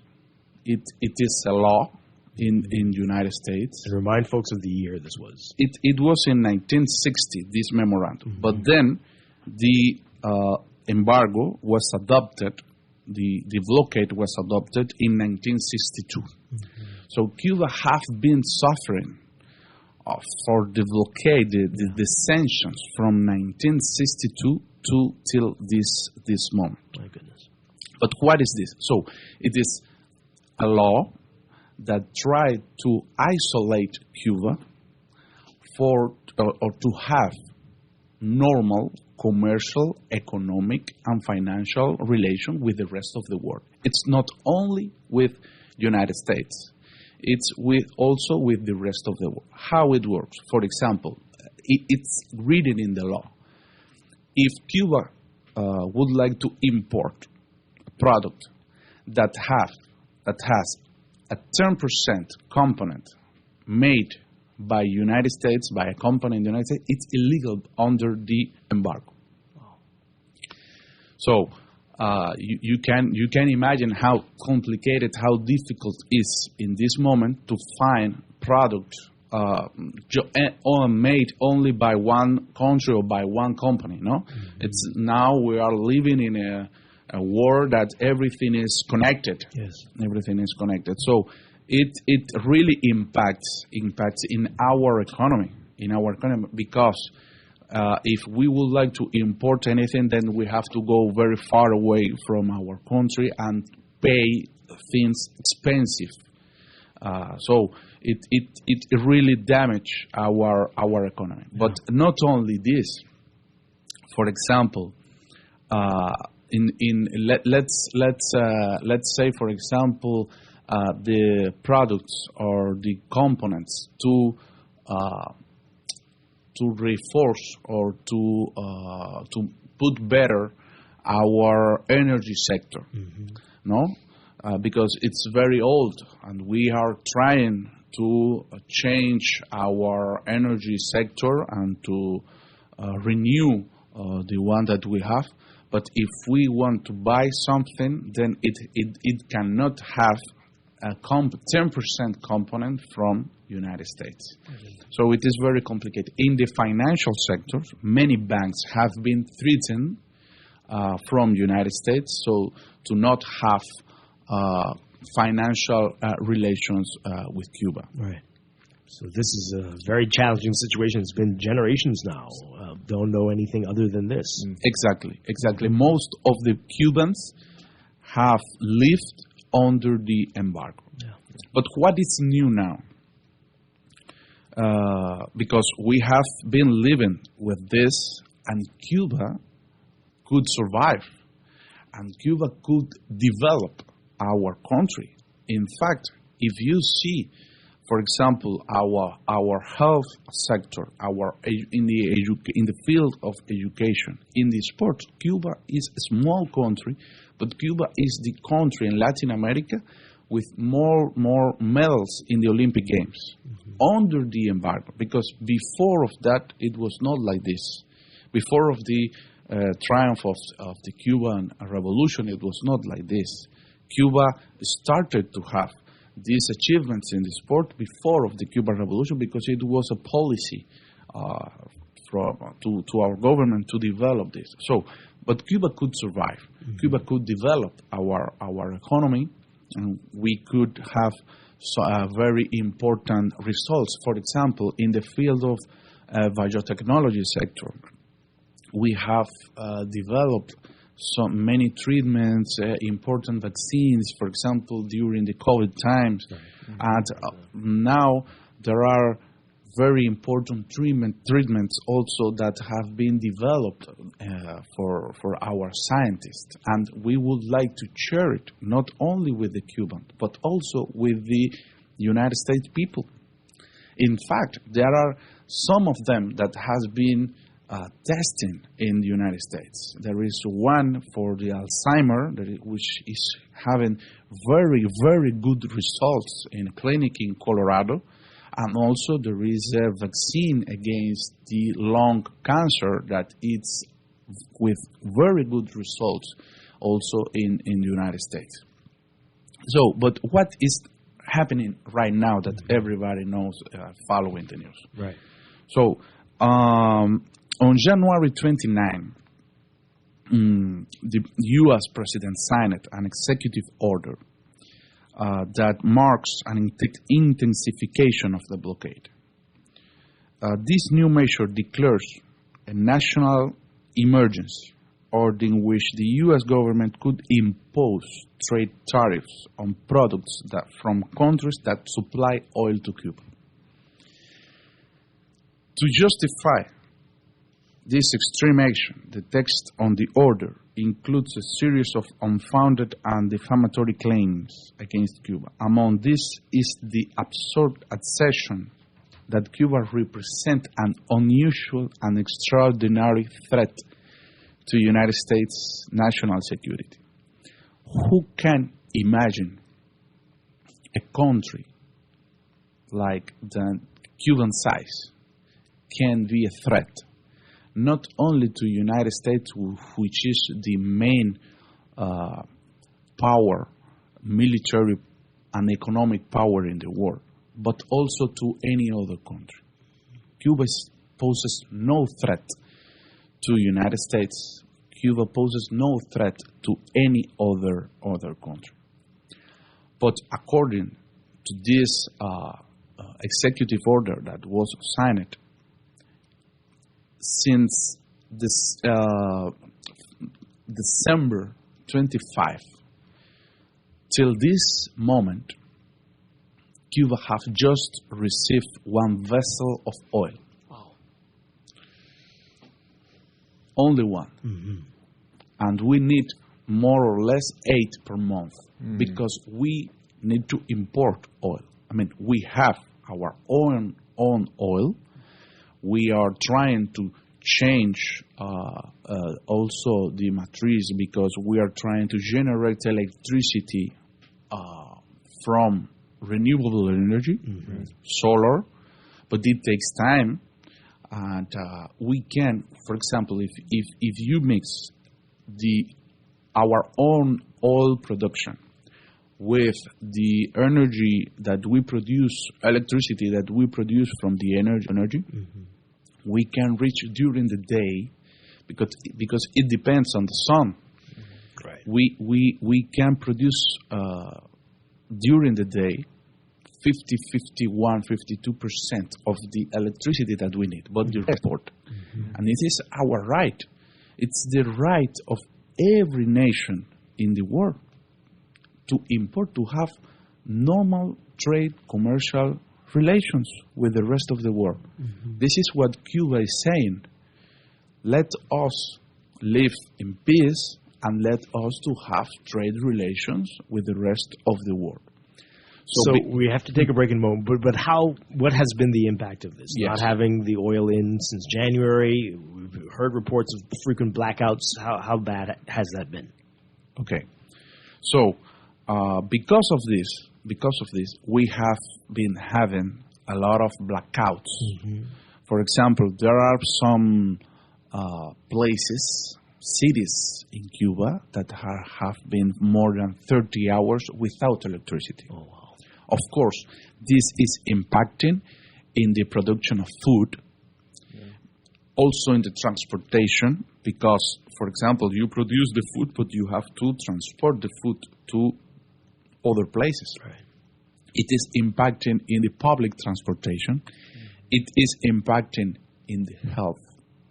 And this is why we said that what is happening in Cuba is a crime. Right. It's an act of war.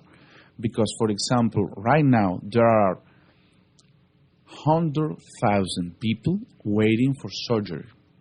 And among these 100,000 people waiting for surgery, there are 12,000 children waiting for surgery. How can you do surgery to people if you don't have electricity, if you don't have the capacity to generate electricity? It is impacting also in our production of events. Cuba have been always a cultural center. We have theaters, cinemas, we have film festivals. All of these have to be reorganized, and we have been, because of the necessity, we have to reorganize our country based on priorities. So you can imagine that the impact is very rude, is very high, and our population is feeling the pain, is feeling the stress, is feeling this. And the justification that they said is that they are doing this to punish the government of Cuba. But who can imagine that doing this, the one who is punished is the Cuban government? It's the Cuban people who is collective, suffering from a collective punishment. Absolutely. Wow. We are talking with Cuban ambassador to the Bahamas, Juan Carlos Marco Sanchez. We're going to take a break for news headlines. We're going to pick this up on the other side. A whole lot more to talk about here on Morning Blend on Guardian Radio 96.9. Stay with us.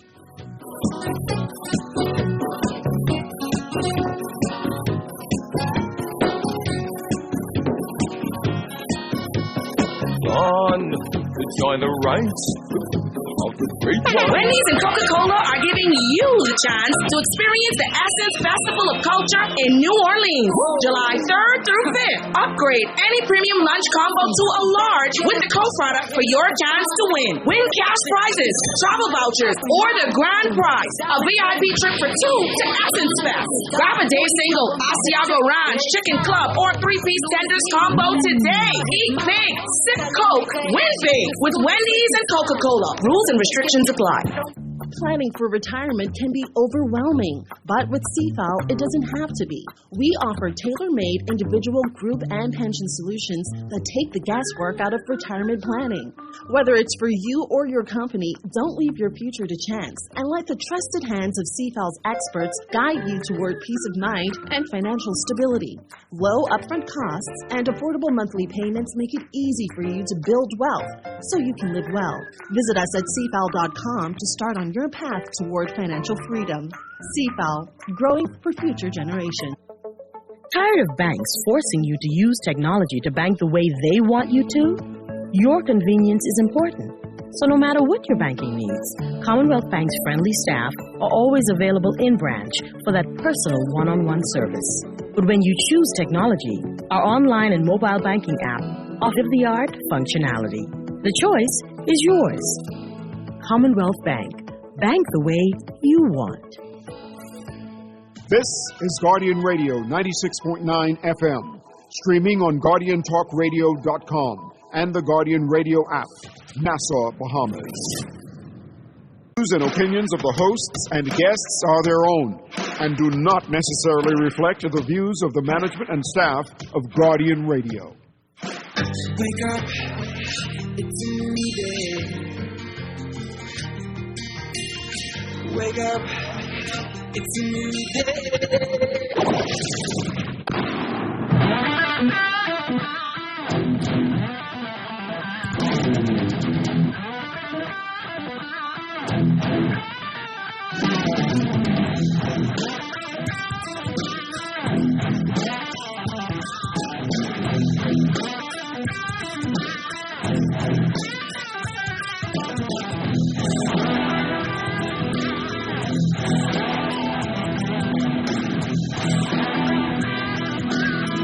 Good morning and welcome to a special edition of Morning Blend Business on this Wednesday, May 27th, 2026. Welcome back to our Morning Blend listeners. Once again, I'm Dwight Strachan along with Chester Robards. We have a special show today. We are talking with the Cuban ambassador to the Bahamas, Juan Carlos Marcos Sanchez is with us, having a great discussion before just outlining for us how painful the embargo blockade has been for Cuba and how things have been, especially since January, what happened with Venezuela and how we've had one shipment of oil since January, and we're almost and how challenging that has been, impacting everything on the island. Exactly. Wow. We've also heard during this time statements from the U.S. president about possible military action, possibly invading, very flippant with it about how he might do this, he might do that. Let's talk about that, the impact that's had, this uncertainty when you see what's happened with Iran and Venezuela, that Cuba might be next. What impact is that having on the people? Before going that, I would like to mention just 2 or 3 examples that perhaps for the people to have better idea how is the impact of the blockade. For example, this is something that the Cuban people will never forget.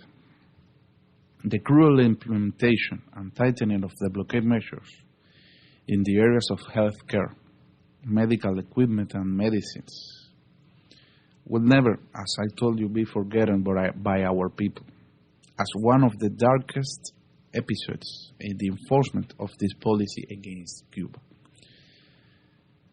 During the COVID time, Cuba, in one moment, suffered problem in the industry to generate medical oxygen. And we did not have, in this particular moment, the oxygen that we need for the people with COVID, infected with the COVID. United States denied to send oxygen to Cuba and tried to interrupt the possibility for Cuba to import oxygen. So during that period, people died in Cuba who should not have died if they had the possibility to obtain the oxygen. At the present, Cuba's infant mortality rate has doubled. By the end of 2025, it stood at 9.9 deaths per 1,000 live births. The survival rate of children suffering from cancer declined from 18% to 65%. Because with this blockade, we are not able to obtain the medicines for the children suffering from cancer. So you can imagine how cruel is this embargo. As you said, Cuba at this moment is currently facing one of the most serious circumstances in its contemporary history. Our country is under the threat of a direct military aggression by the government of the United States. I just want to mention, in an interview on January 8, the President of the United States said, and I quote, "Well, I don't think we can apply much more pressure than going in there and destroying everything." He had been asked whether he would impose additional measures of economic pressure against Cuba. In his response, he acknowledged that the United States had almost completely exhausted its arsenal of pressure measures and that the only thing left would be to go in and destroy everything. Cuba does not seek conflict. We are and have always been a country committed to peace. However, if we are firmly determined to defend our sovereignty and our independence at any cost. I mean, Cuba is a humble country, peaceful country. If you go and visit Cuba, everybody is going to receive you with open arms. But we are definitely committed to defend our homeland. Mm-hmm. There is no justification. Why? We don't see the justification, the reason why we have to suffer and to pass from this moment. Mm-hmm. There will be many deaths from Cubans, and there will be many deaths from United States soldiers if they attacked our country.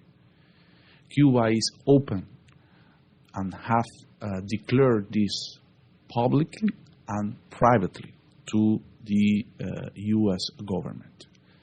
We are ready to sit, to have dialogue, to negotiate, to have conversations, because this is the only way, through the diplomatic channels, through the dialogue, to resolve our difference, our bilateral differences.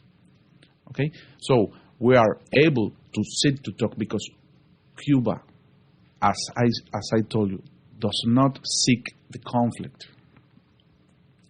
But we have to be very. This is very serious. Cuba takes very serious the declarations from the U.S. government. Mm-hmm. So that's why Cuba is calling for the international community to pronounce in order to stop this possibility of a direct military aggression. Mm-hmm. This is the moment to express solidarity with Cuba. This is the moment to defend our region.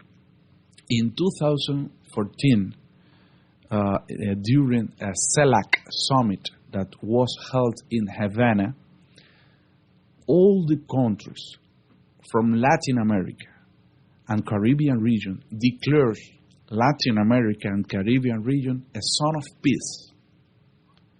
A zone of peace. This is something that we have to defend, we have to preserve, because an aggression against Cuba, it would have a direct impact in our region. Mm-hmm. So this is the moment to express solidarity and to express the concern about the possibility of a direct military aggression against our country. Mm-hmm.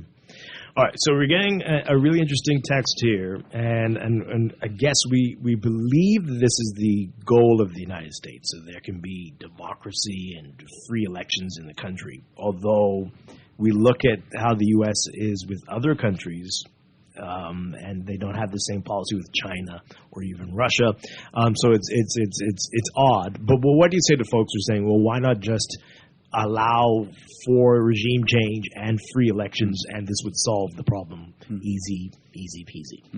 So what Cuba is saying is that we are able to talk about bilateral issues, bilateral relations, bilateral cooperation. It is not under the table, it's not on the table to talk about internal affairs of Cuba, as we do not, of course, ask United States about their internal affairs. I mean, Cuba have never requested or asked to United States to change something in internal affairs, because this is the right of the U.S. citizens, the rights of the U.S. government. So Cuba is saying the same. So we are ready to discuss, to talk, to negotiate, to have dialogue based on mutual respect, based of independence, respect self-determination, because we are an independent country. So based on that, if we respect this, then we can sit and talk about everything in bilateral. We have a lot of things in which we think that we can take advantage each one of each other, one of each other. For example, in the security, maritime security, fighting against narco traffic. For example, as I told you, commercial. For example, tourism. Cuba is open to receive the U.S. citizens as tourists. Something that now, according to the blockade, it is prohibited. So the U.S. citizens cannot go to Cuba as tourists. You can imagine for other countries in the region how would impact in their economies if the U.S. citizens cannot and visit these countries as tourists. What would be the impact? So Cuba is very open to talk about this, to receive also U.S. investments from companies that perhaps they are interested to have commercial and investment in Cuba. Cuba is open to talk and to dialogue about all of these matters in order to develop the bilateral relation. Some of that changed under a Democratic government in the U.S. How did Cuba look differently during that short period of time? See, there is a history, a long history in the relations between Cuba and the United States.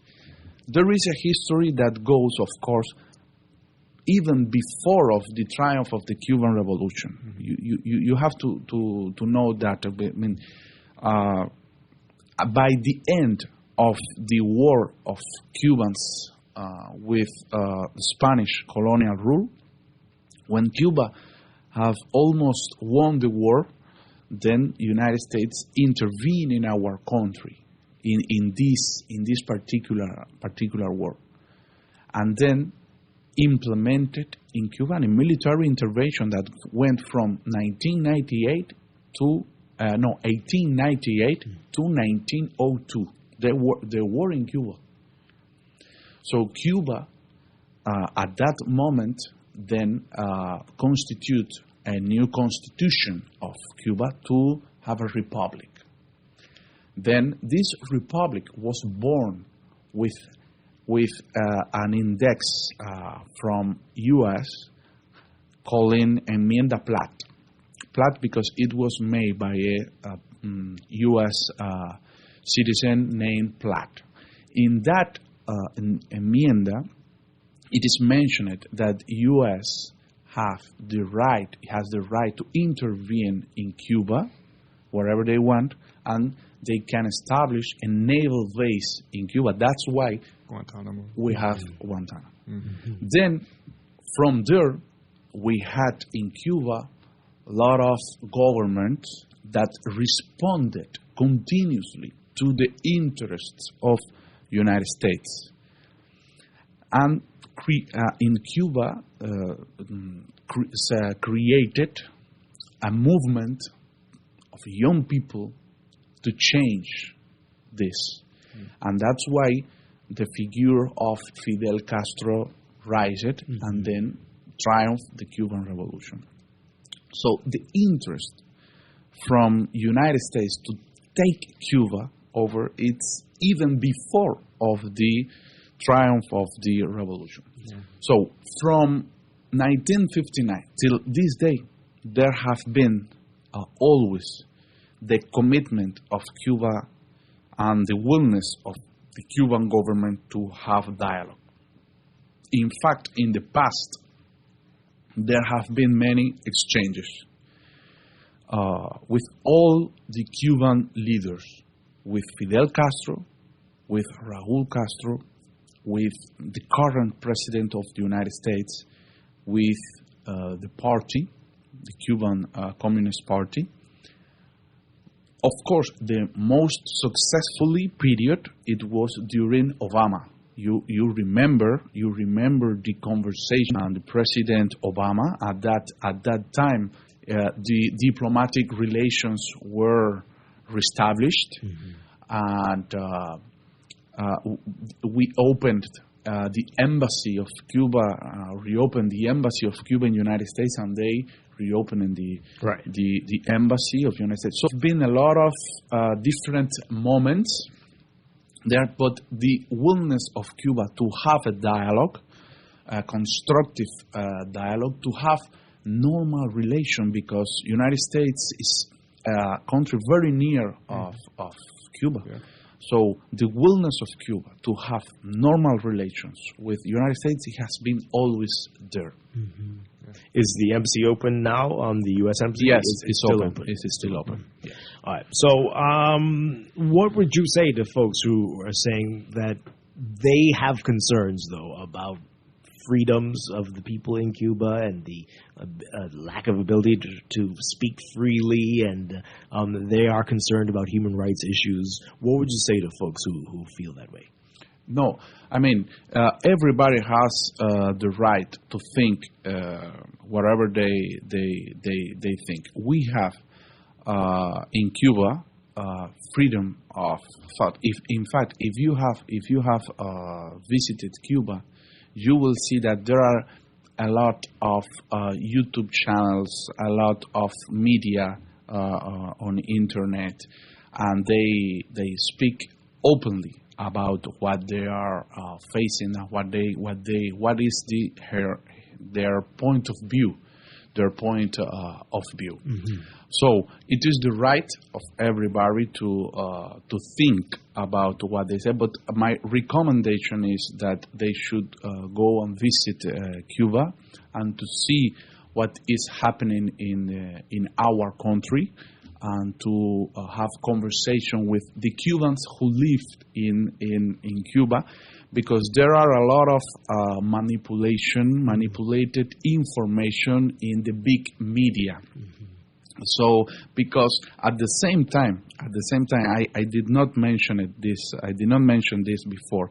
At the same time that all this is happening, all this economic war, all this embargo, all this blockade, there is at the same time a war in the media, trying to hide what this memorandum says. Mm-hmm.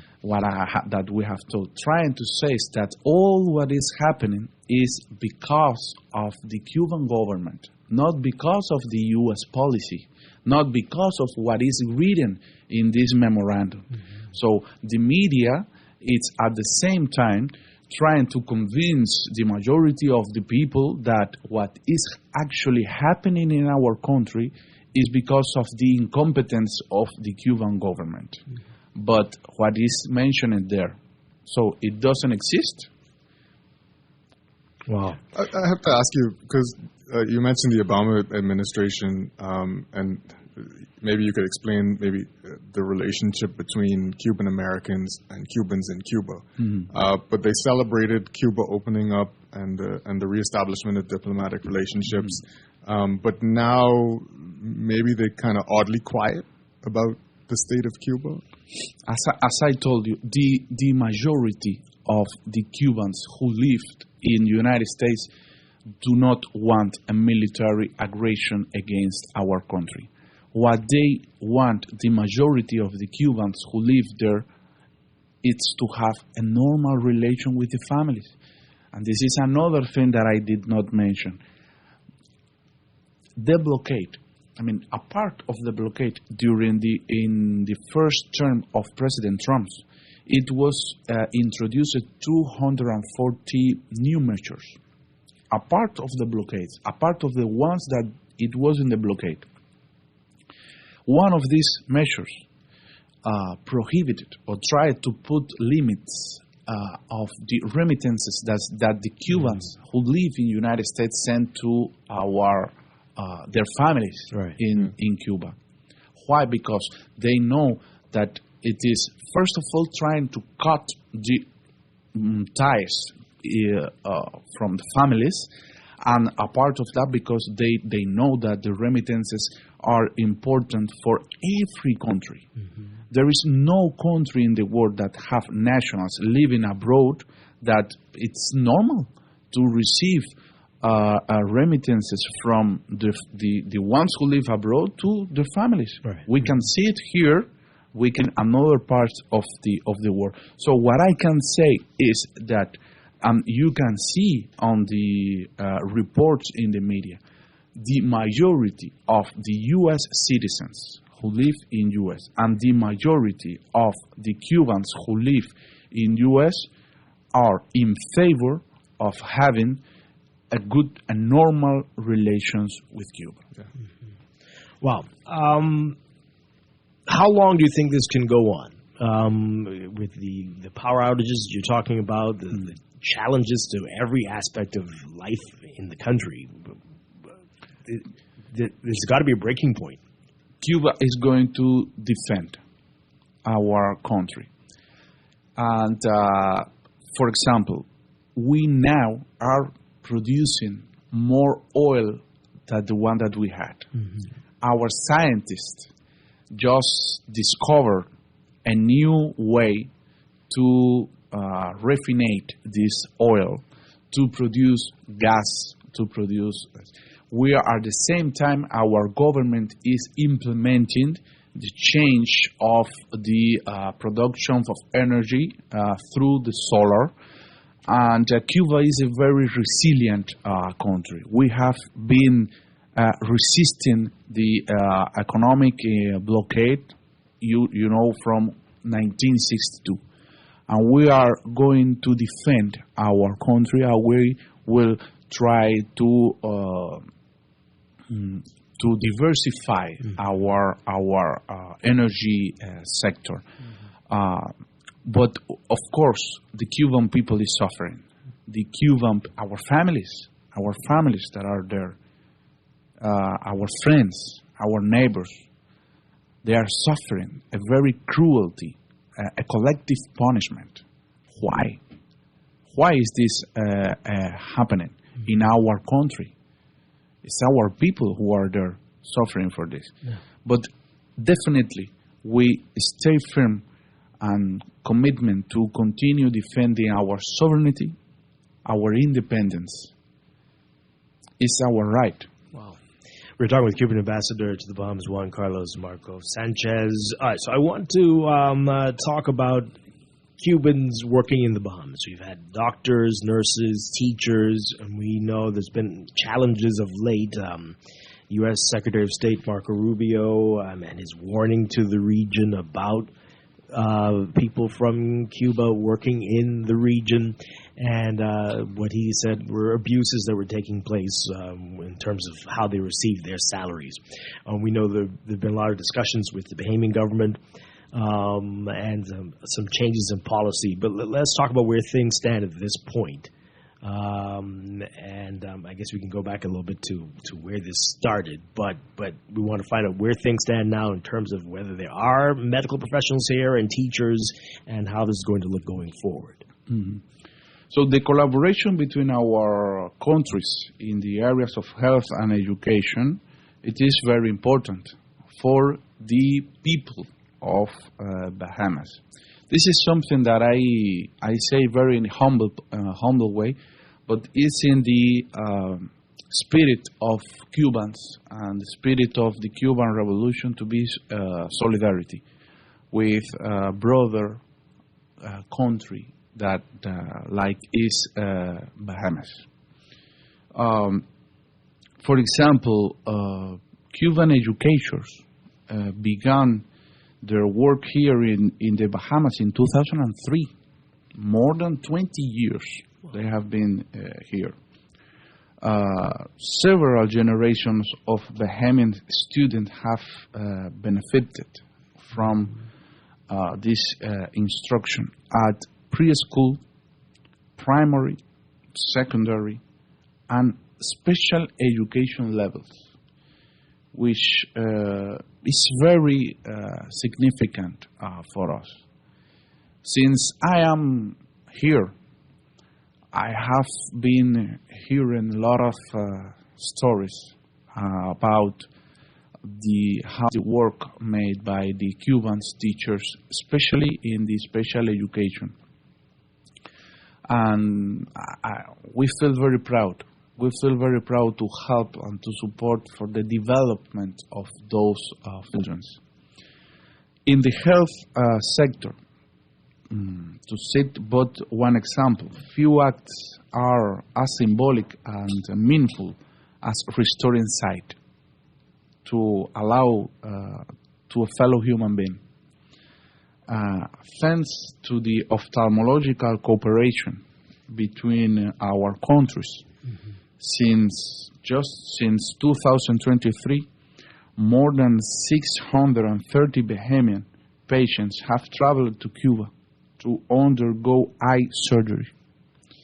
This achievement fills us with satisfaction and pride, as it represented the purest expression of solidarity and cooperation between brotherly countries.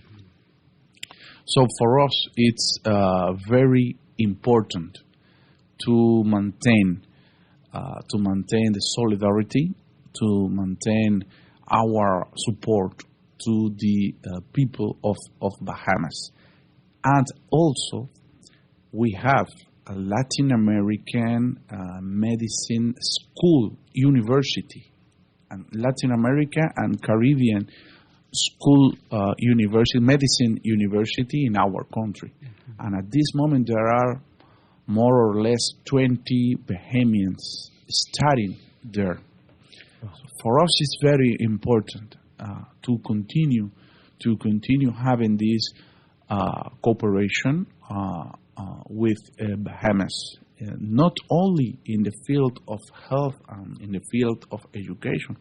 For example, in the field of tourism, we are two countries that can have multi-destination tourism. It will be in the agricultural sector, for example. We know that as Bahamas is a small island as us, we would need to be self-independent in the food production, which is a challenge for us because of the impact of the climate change, because of the impact of the weather, because of all of this. Cuba has experience in this, in the food production, and of course in the resilience to the climate change. And we are more than openly to continue collaborating with the people and the government of Bahamas. All right, so right now, are there Cuban doctors and nurses working here, or what has changed since? Yes. It is important to say that Cubans who are here are more technicians, not doctors. We have just a small group of doctors, 2 or 3 doctors in the ophthalmological sector. What they are doing here is to making just the diagnosis.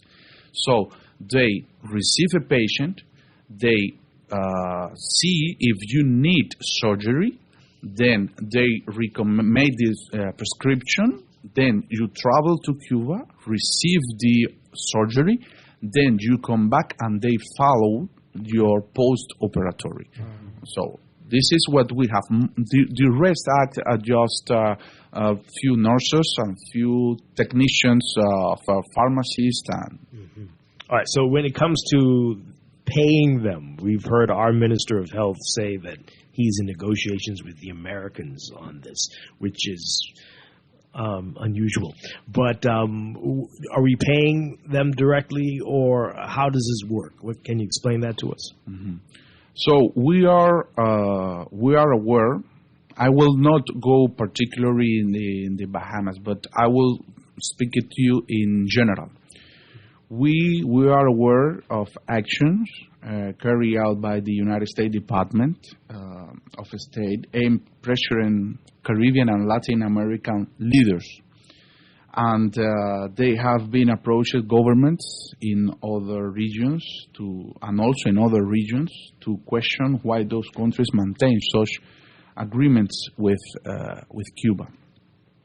In most cases, the response from those countries have been that they cannot do without the services provided by the Cuban health system, because the people needs this. Vulnerable people. There are some people that they cannot afford the high cost of the health to go to the health in the private sector. So we know that there have been a lot of pressure from them. But as I said, our health professionals still there, and our teachers also are still here. And can you say how many teachers are here? Do we know? Yes. There are teachers here, not only in Nassau, but also in the Family Islands, which is in 9 Family Islands are teachers. As I told you, in Inagua, they are in Grand Bahama. They are.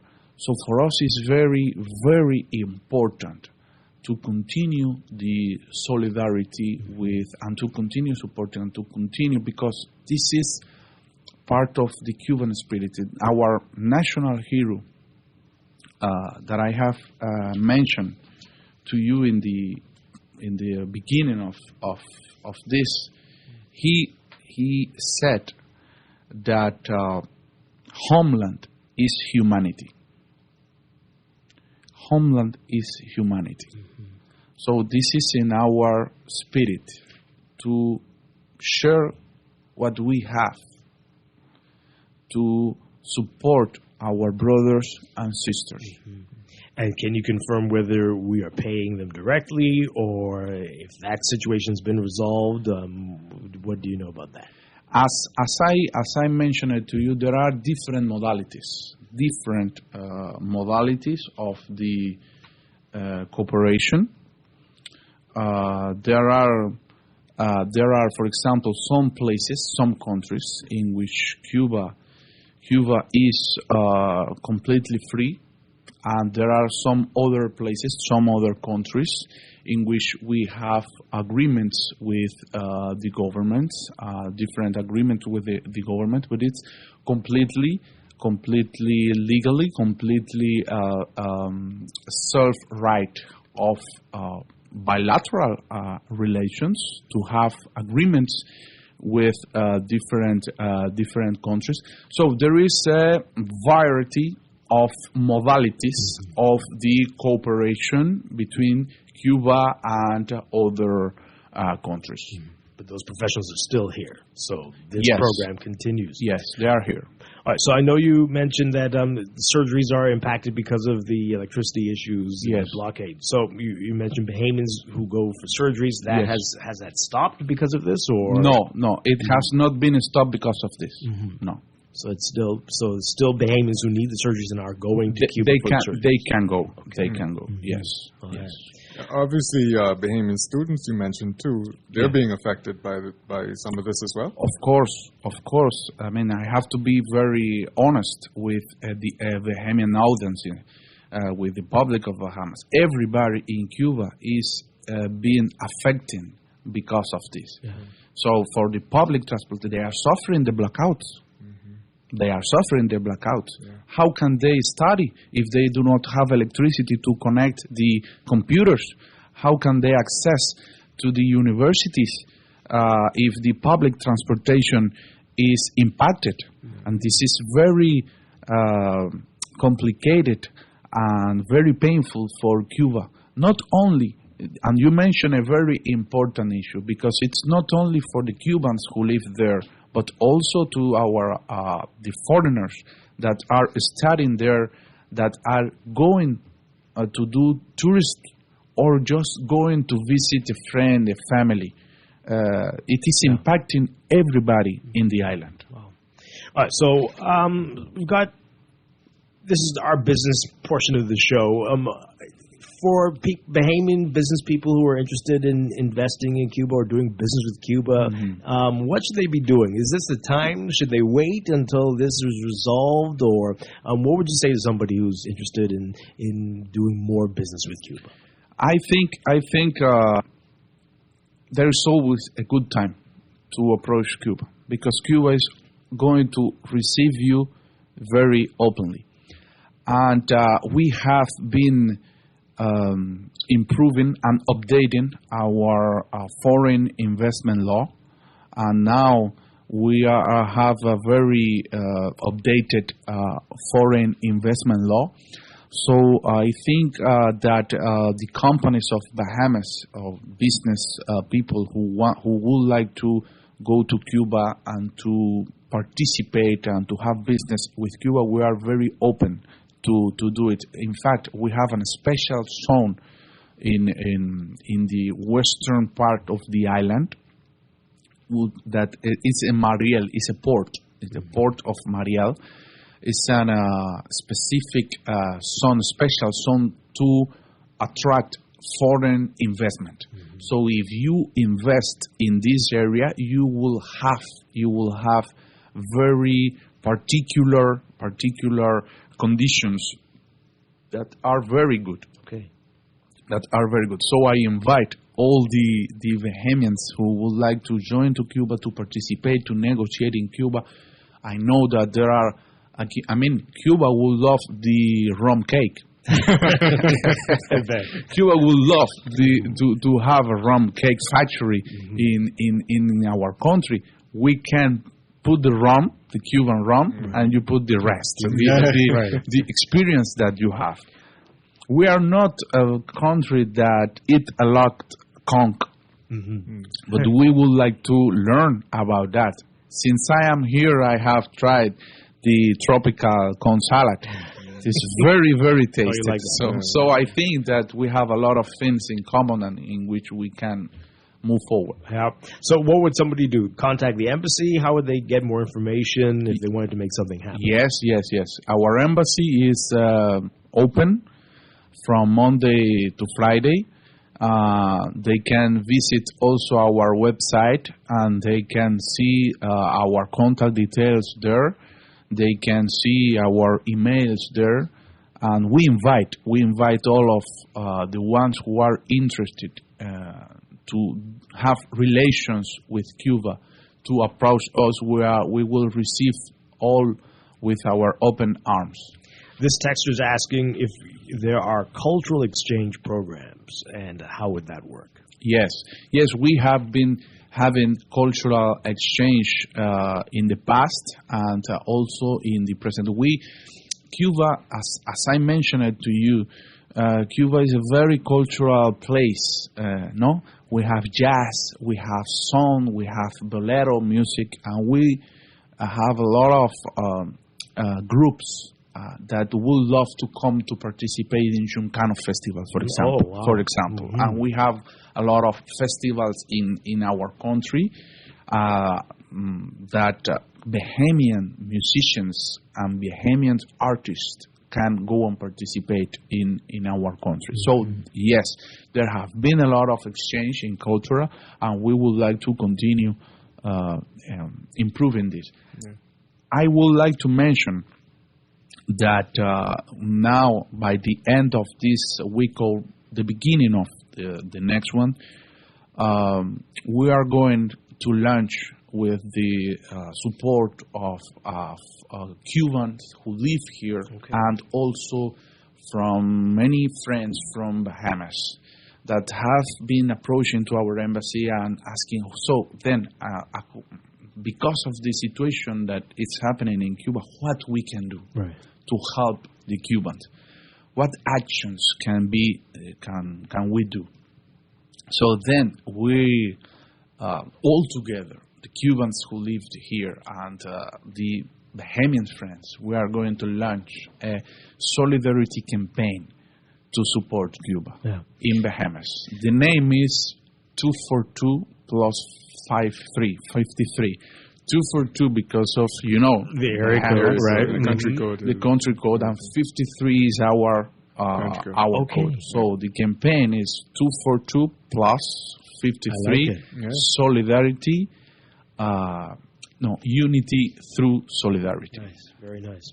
All right, so I don't want to end this on a sour note, but somebody said, warning us to be very careful, that the U.S. has a lot of influence, and they mentioned Marco Rubio and how this could be getting all of us in trouble.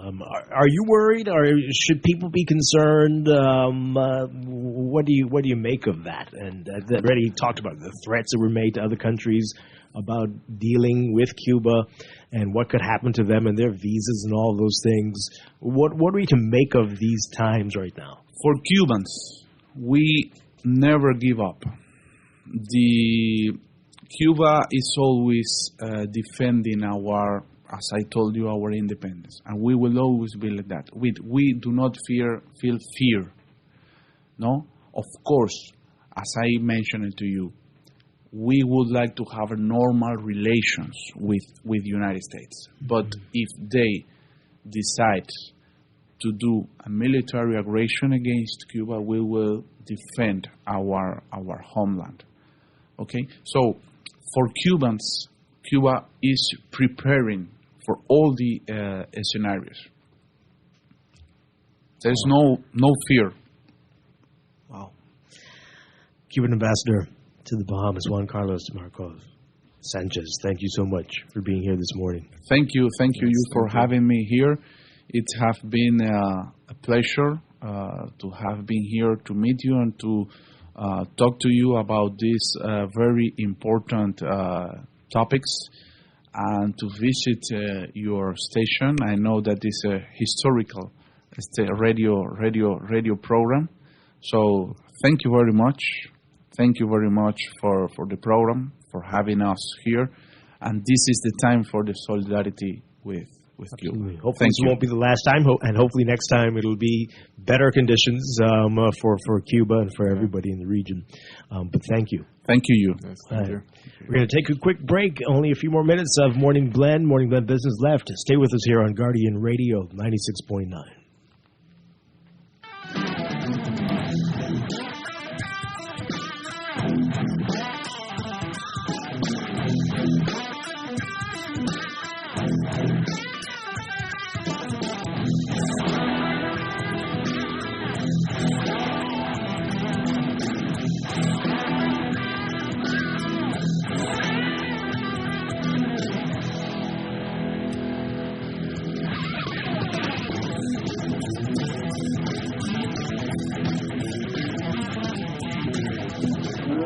Aunt Angie, how does it feel to have broken the bull riding world record?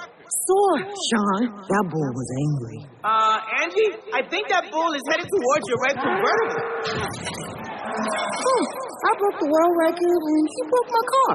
Oh well, at least I've got CG Comprehensive Motor to cover this. Get covered for collision, damage, and more. CG Atlantic Agents and Brokers. Good like that. All benefits are subject to policy provisions, including eligibility at the time of service. At CFAL, we understand that a secure future is the greatest gift you can give your employees. That's why our tailor-made group pension solutions are designed to fit the needs of both large and small companies. With CFAL, you can provide the retirement you and your employees deserve, ensuring peace of mind and financial stability for years to come. Join the many businesses that have already entrusted CFAL to create the right pension plan for their employees, and let us help you build a brighter future for your team. Visit us at cfal.com to get started on building wealth so you can live well. CFAL, growing wealth for future generations. CFAL is a proud sponsor of Team Bahamas for the 2026 Carifta Games. If you're done with gas prices burning a hole through your wallet, stop paying the price and start driving the solution. A BYD EV from Easy Car Sales comes with an 80% drop in your fuel costs. So wave goodbye to gas lines and charge while you sleep. For 8 years, drivers like you have been breaking up with the pump and waking up to freedom. It's more than a car. It's a new way to be. It's a BYD. From the one and only authorized dealer in the Bahamas. Visit easy242.com to learn more. We heard you. Due to the request for more time, the Tourism Development Corporation is extending the Student Innovation Pitch Competition. Final application deadline, May 23rd. Competition date, now June 6th at Bahama Convention Center. If your age is 10 to 18 with a business idea, invention, or vision for the Bahamas, this is your moment. Green economy, blue economy, orange economy, up to $50,000 in grants up for grabs. Out Island youth, we need you in on this too. The Tourism Development Corporation wants to support you and our future. For fast, reliable, and impactful printing services, look no further. Let Printmasters bring your masterpiece to life. We stand by our quality products that is second to none. Our affordable pricing and friendly, efficient staff makes Printmasters the ultimate choice for all your printing needs. We can deliver any type of printing services, from best booklets to business cards. You name it, we can print it.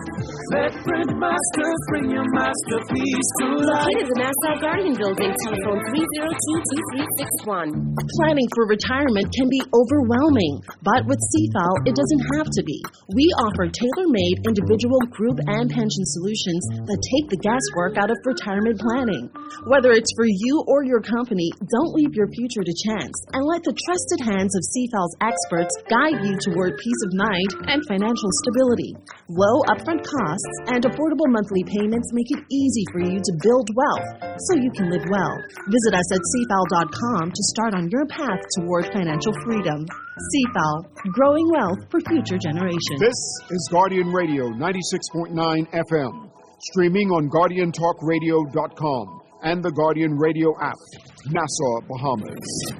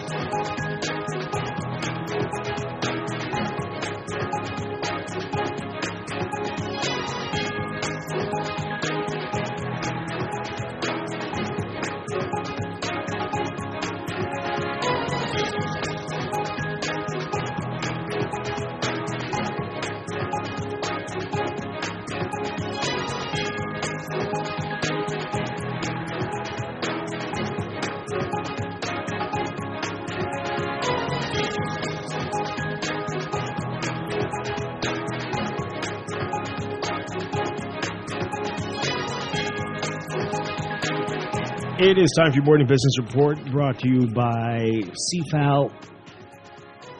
The government must deliver meaningful structural reform while maintaining fiscal stability and stimulating long-term growth through its upcoming 2026-2027 budget scheduled to be presented today. That's according to Chartered Accountant and Attorney Hubert Edwards.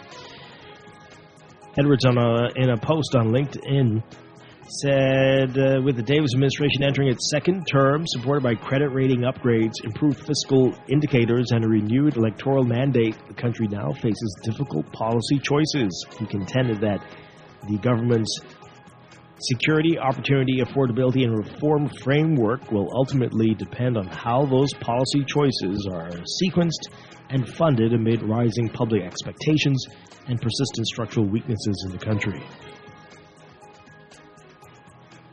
The University of the Bahamas official says fintech space in the Bahamas has seen tremendous growth as the university gets set to launch the UB Fintech and Regulatory Innovation Program in collaboration with Cambridge University and the Securities Commission of the Bahamas. That's set to happen in June. Assistant Provost for Innovation at UB, Dr. Denipre Allen, and Global Programs Advisor for Cambridge University, telling Guardian Business that they're looking into setting up a Bahamas Digital Assets Association and that a few fintech firms are now coming back into the jurisdiction. Read more on that in today's Guardian Business section.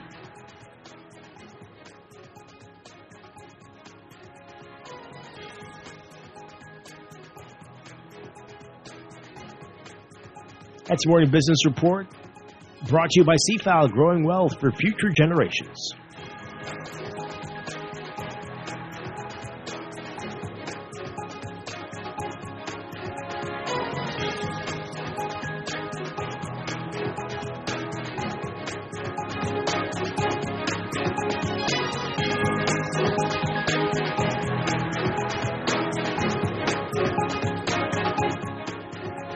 Chester Robards, as we get ready to wrap up, just a couple of interesting text messages here. Wow.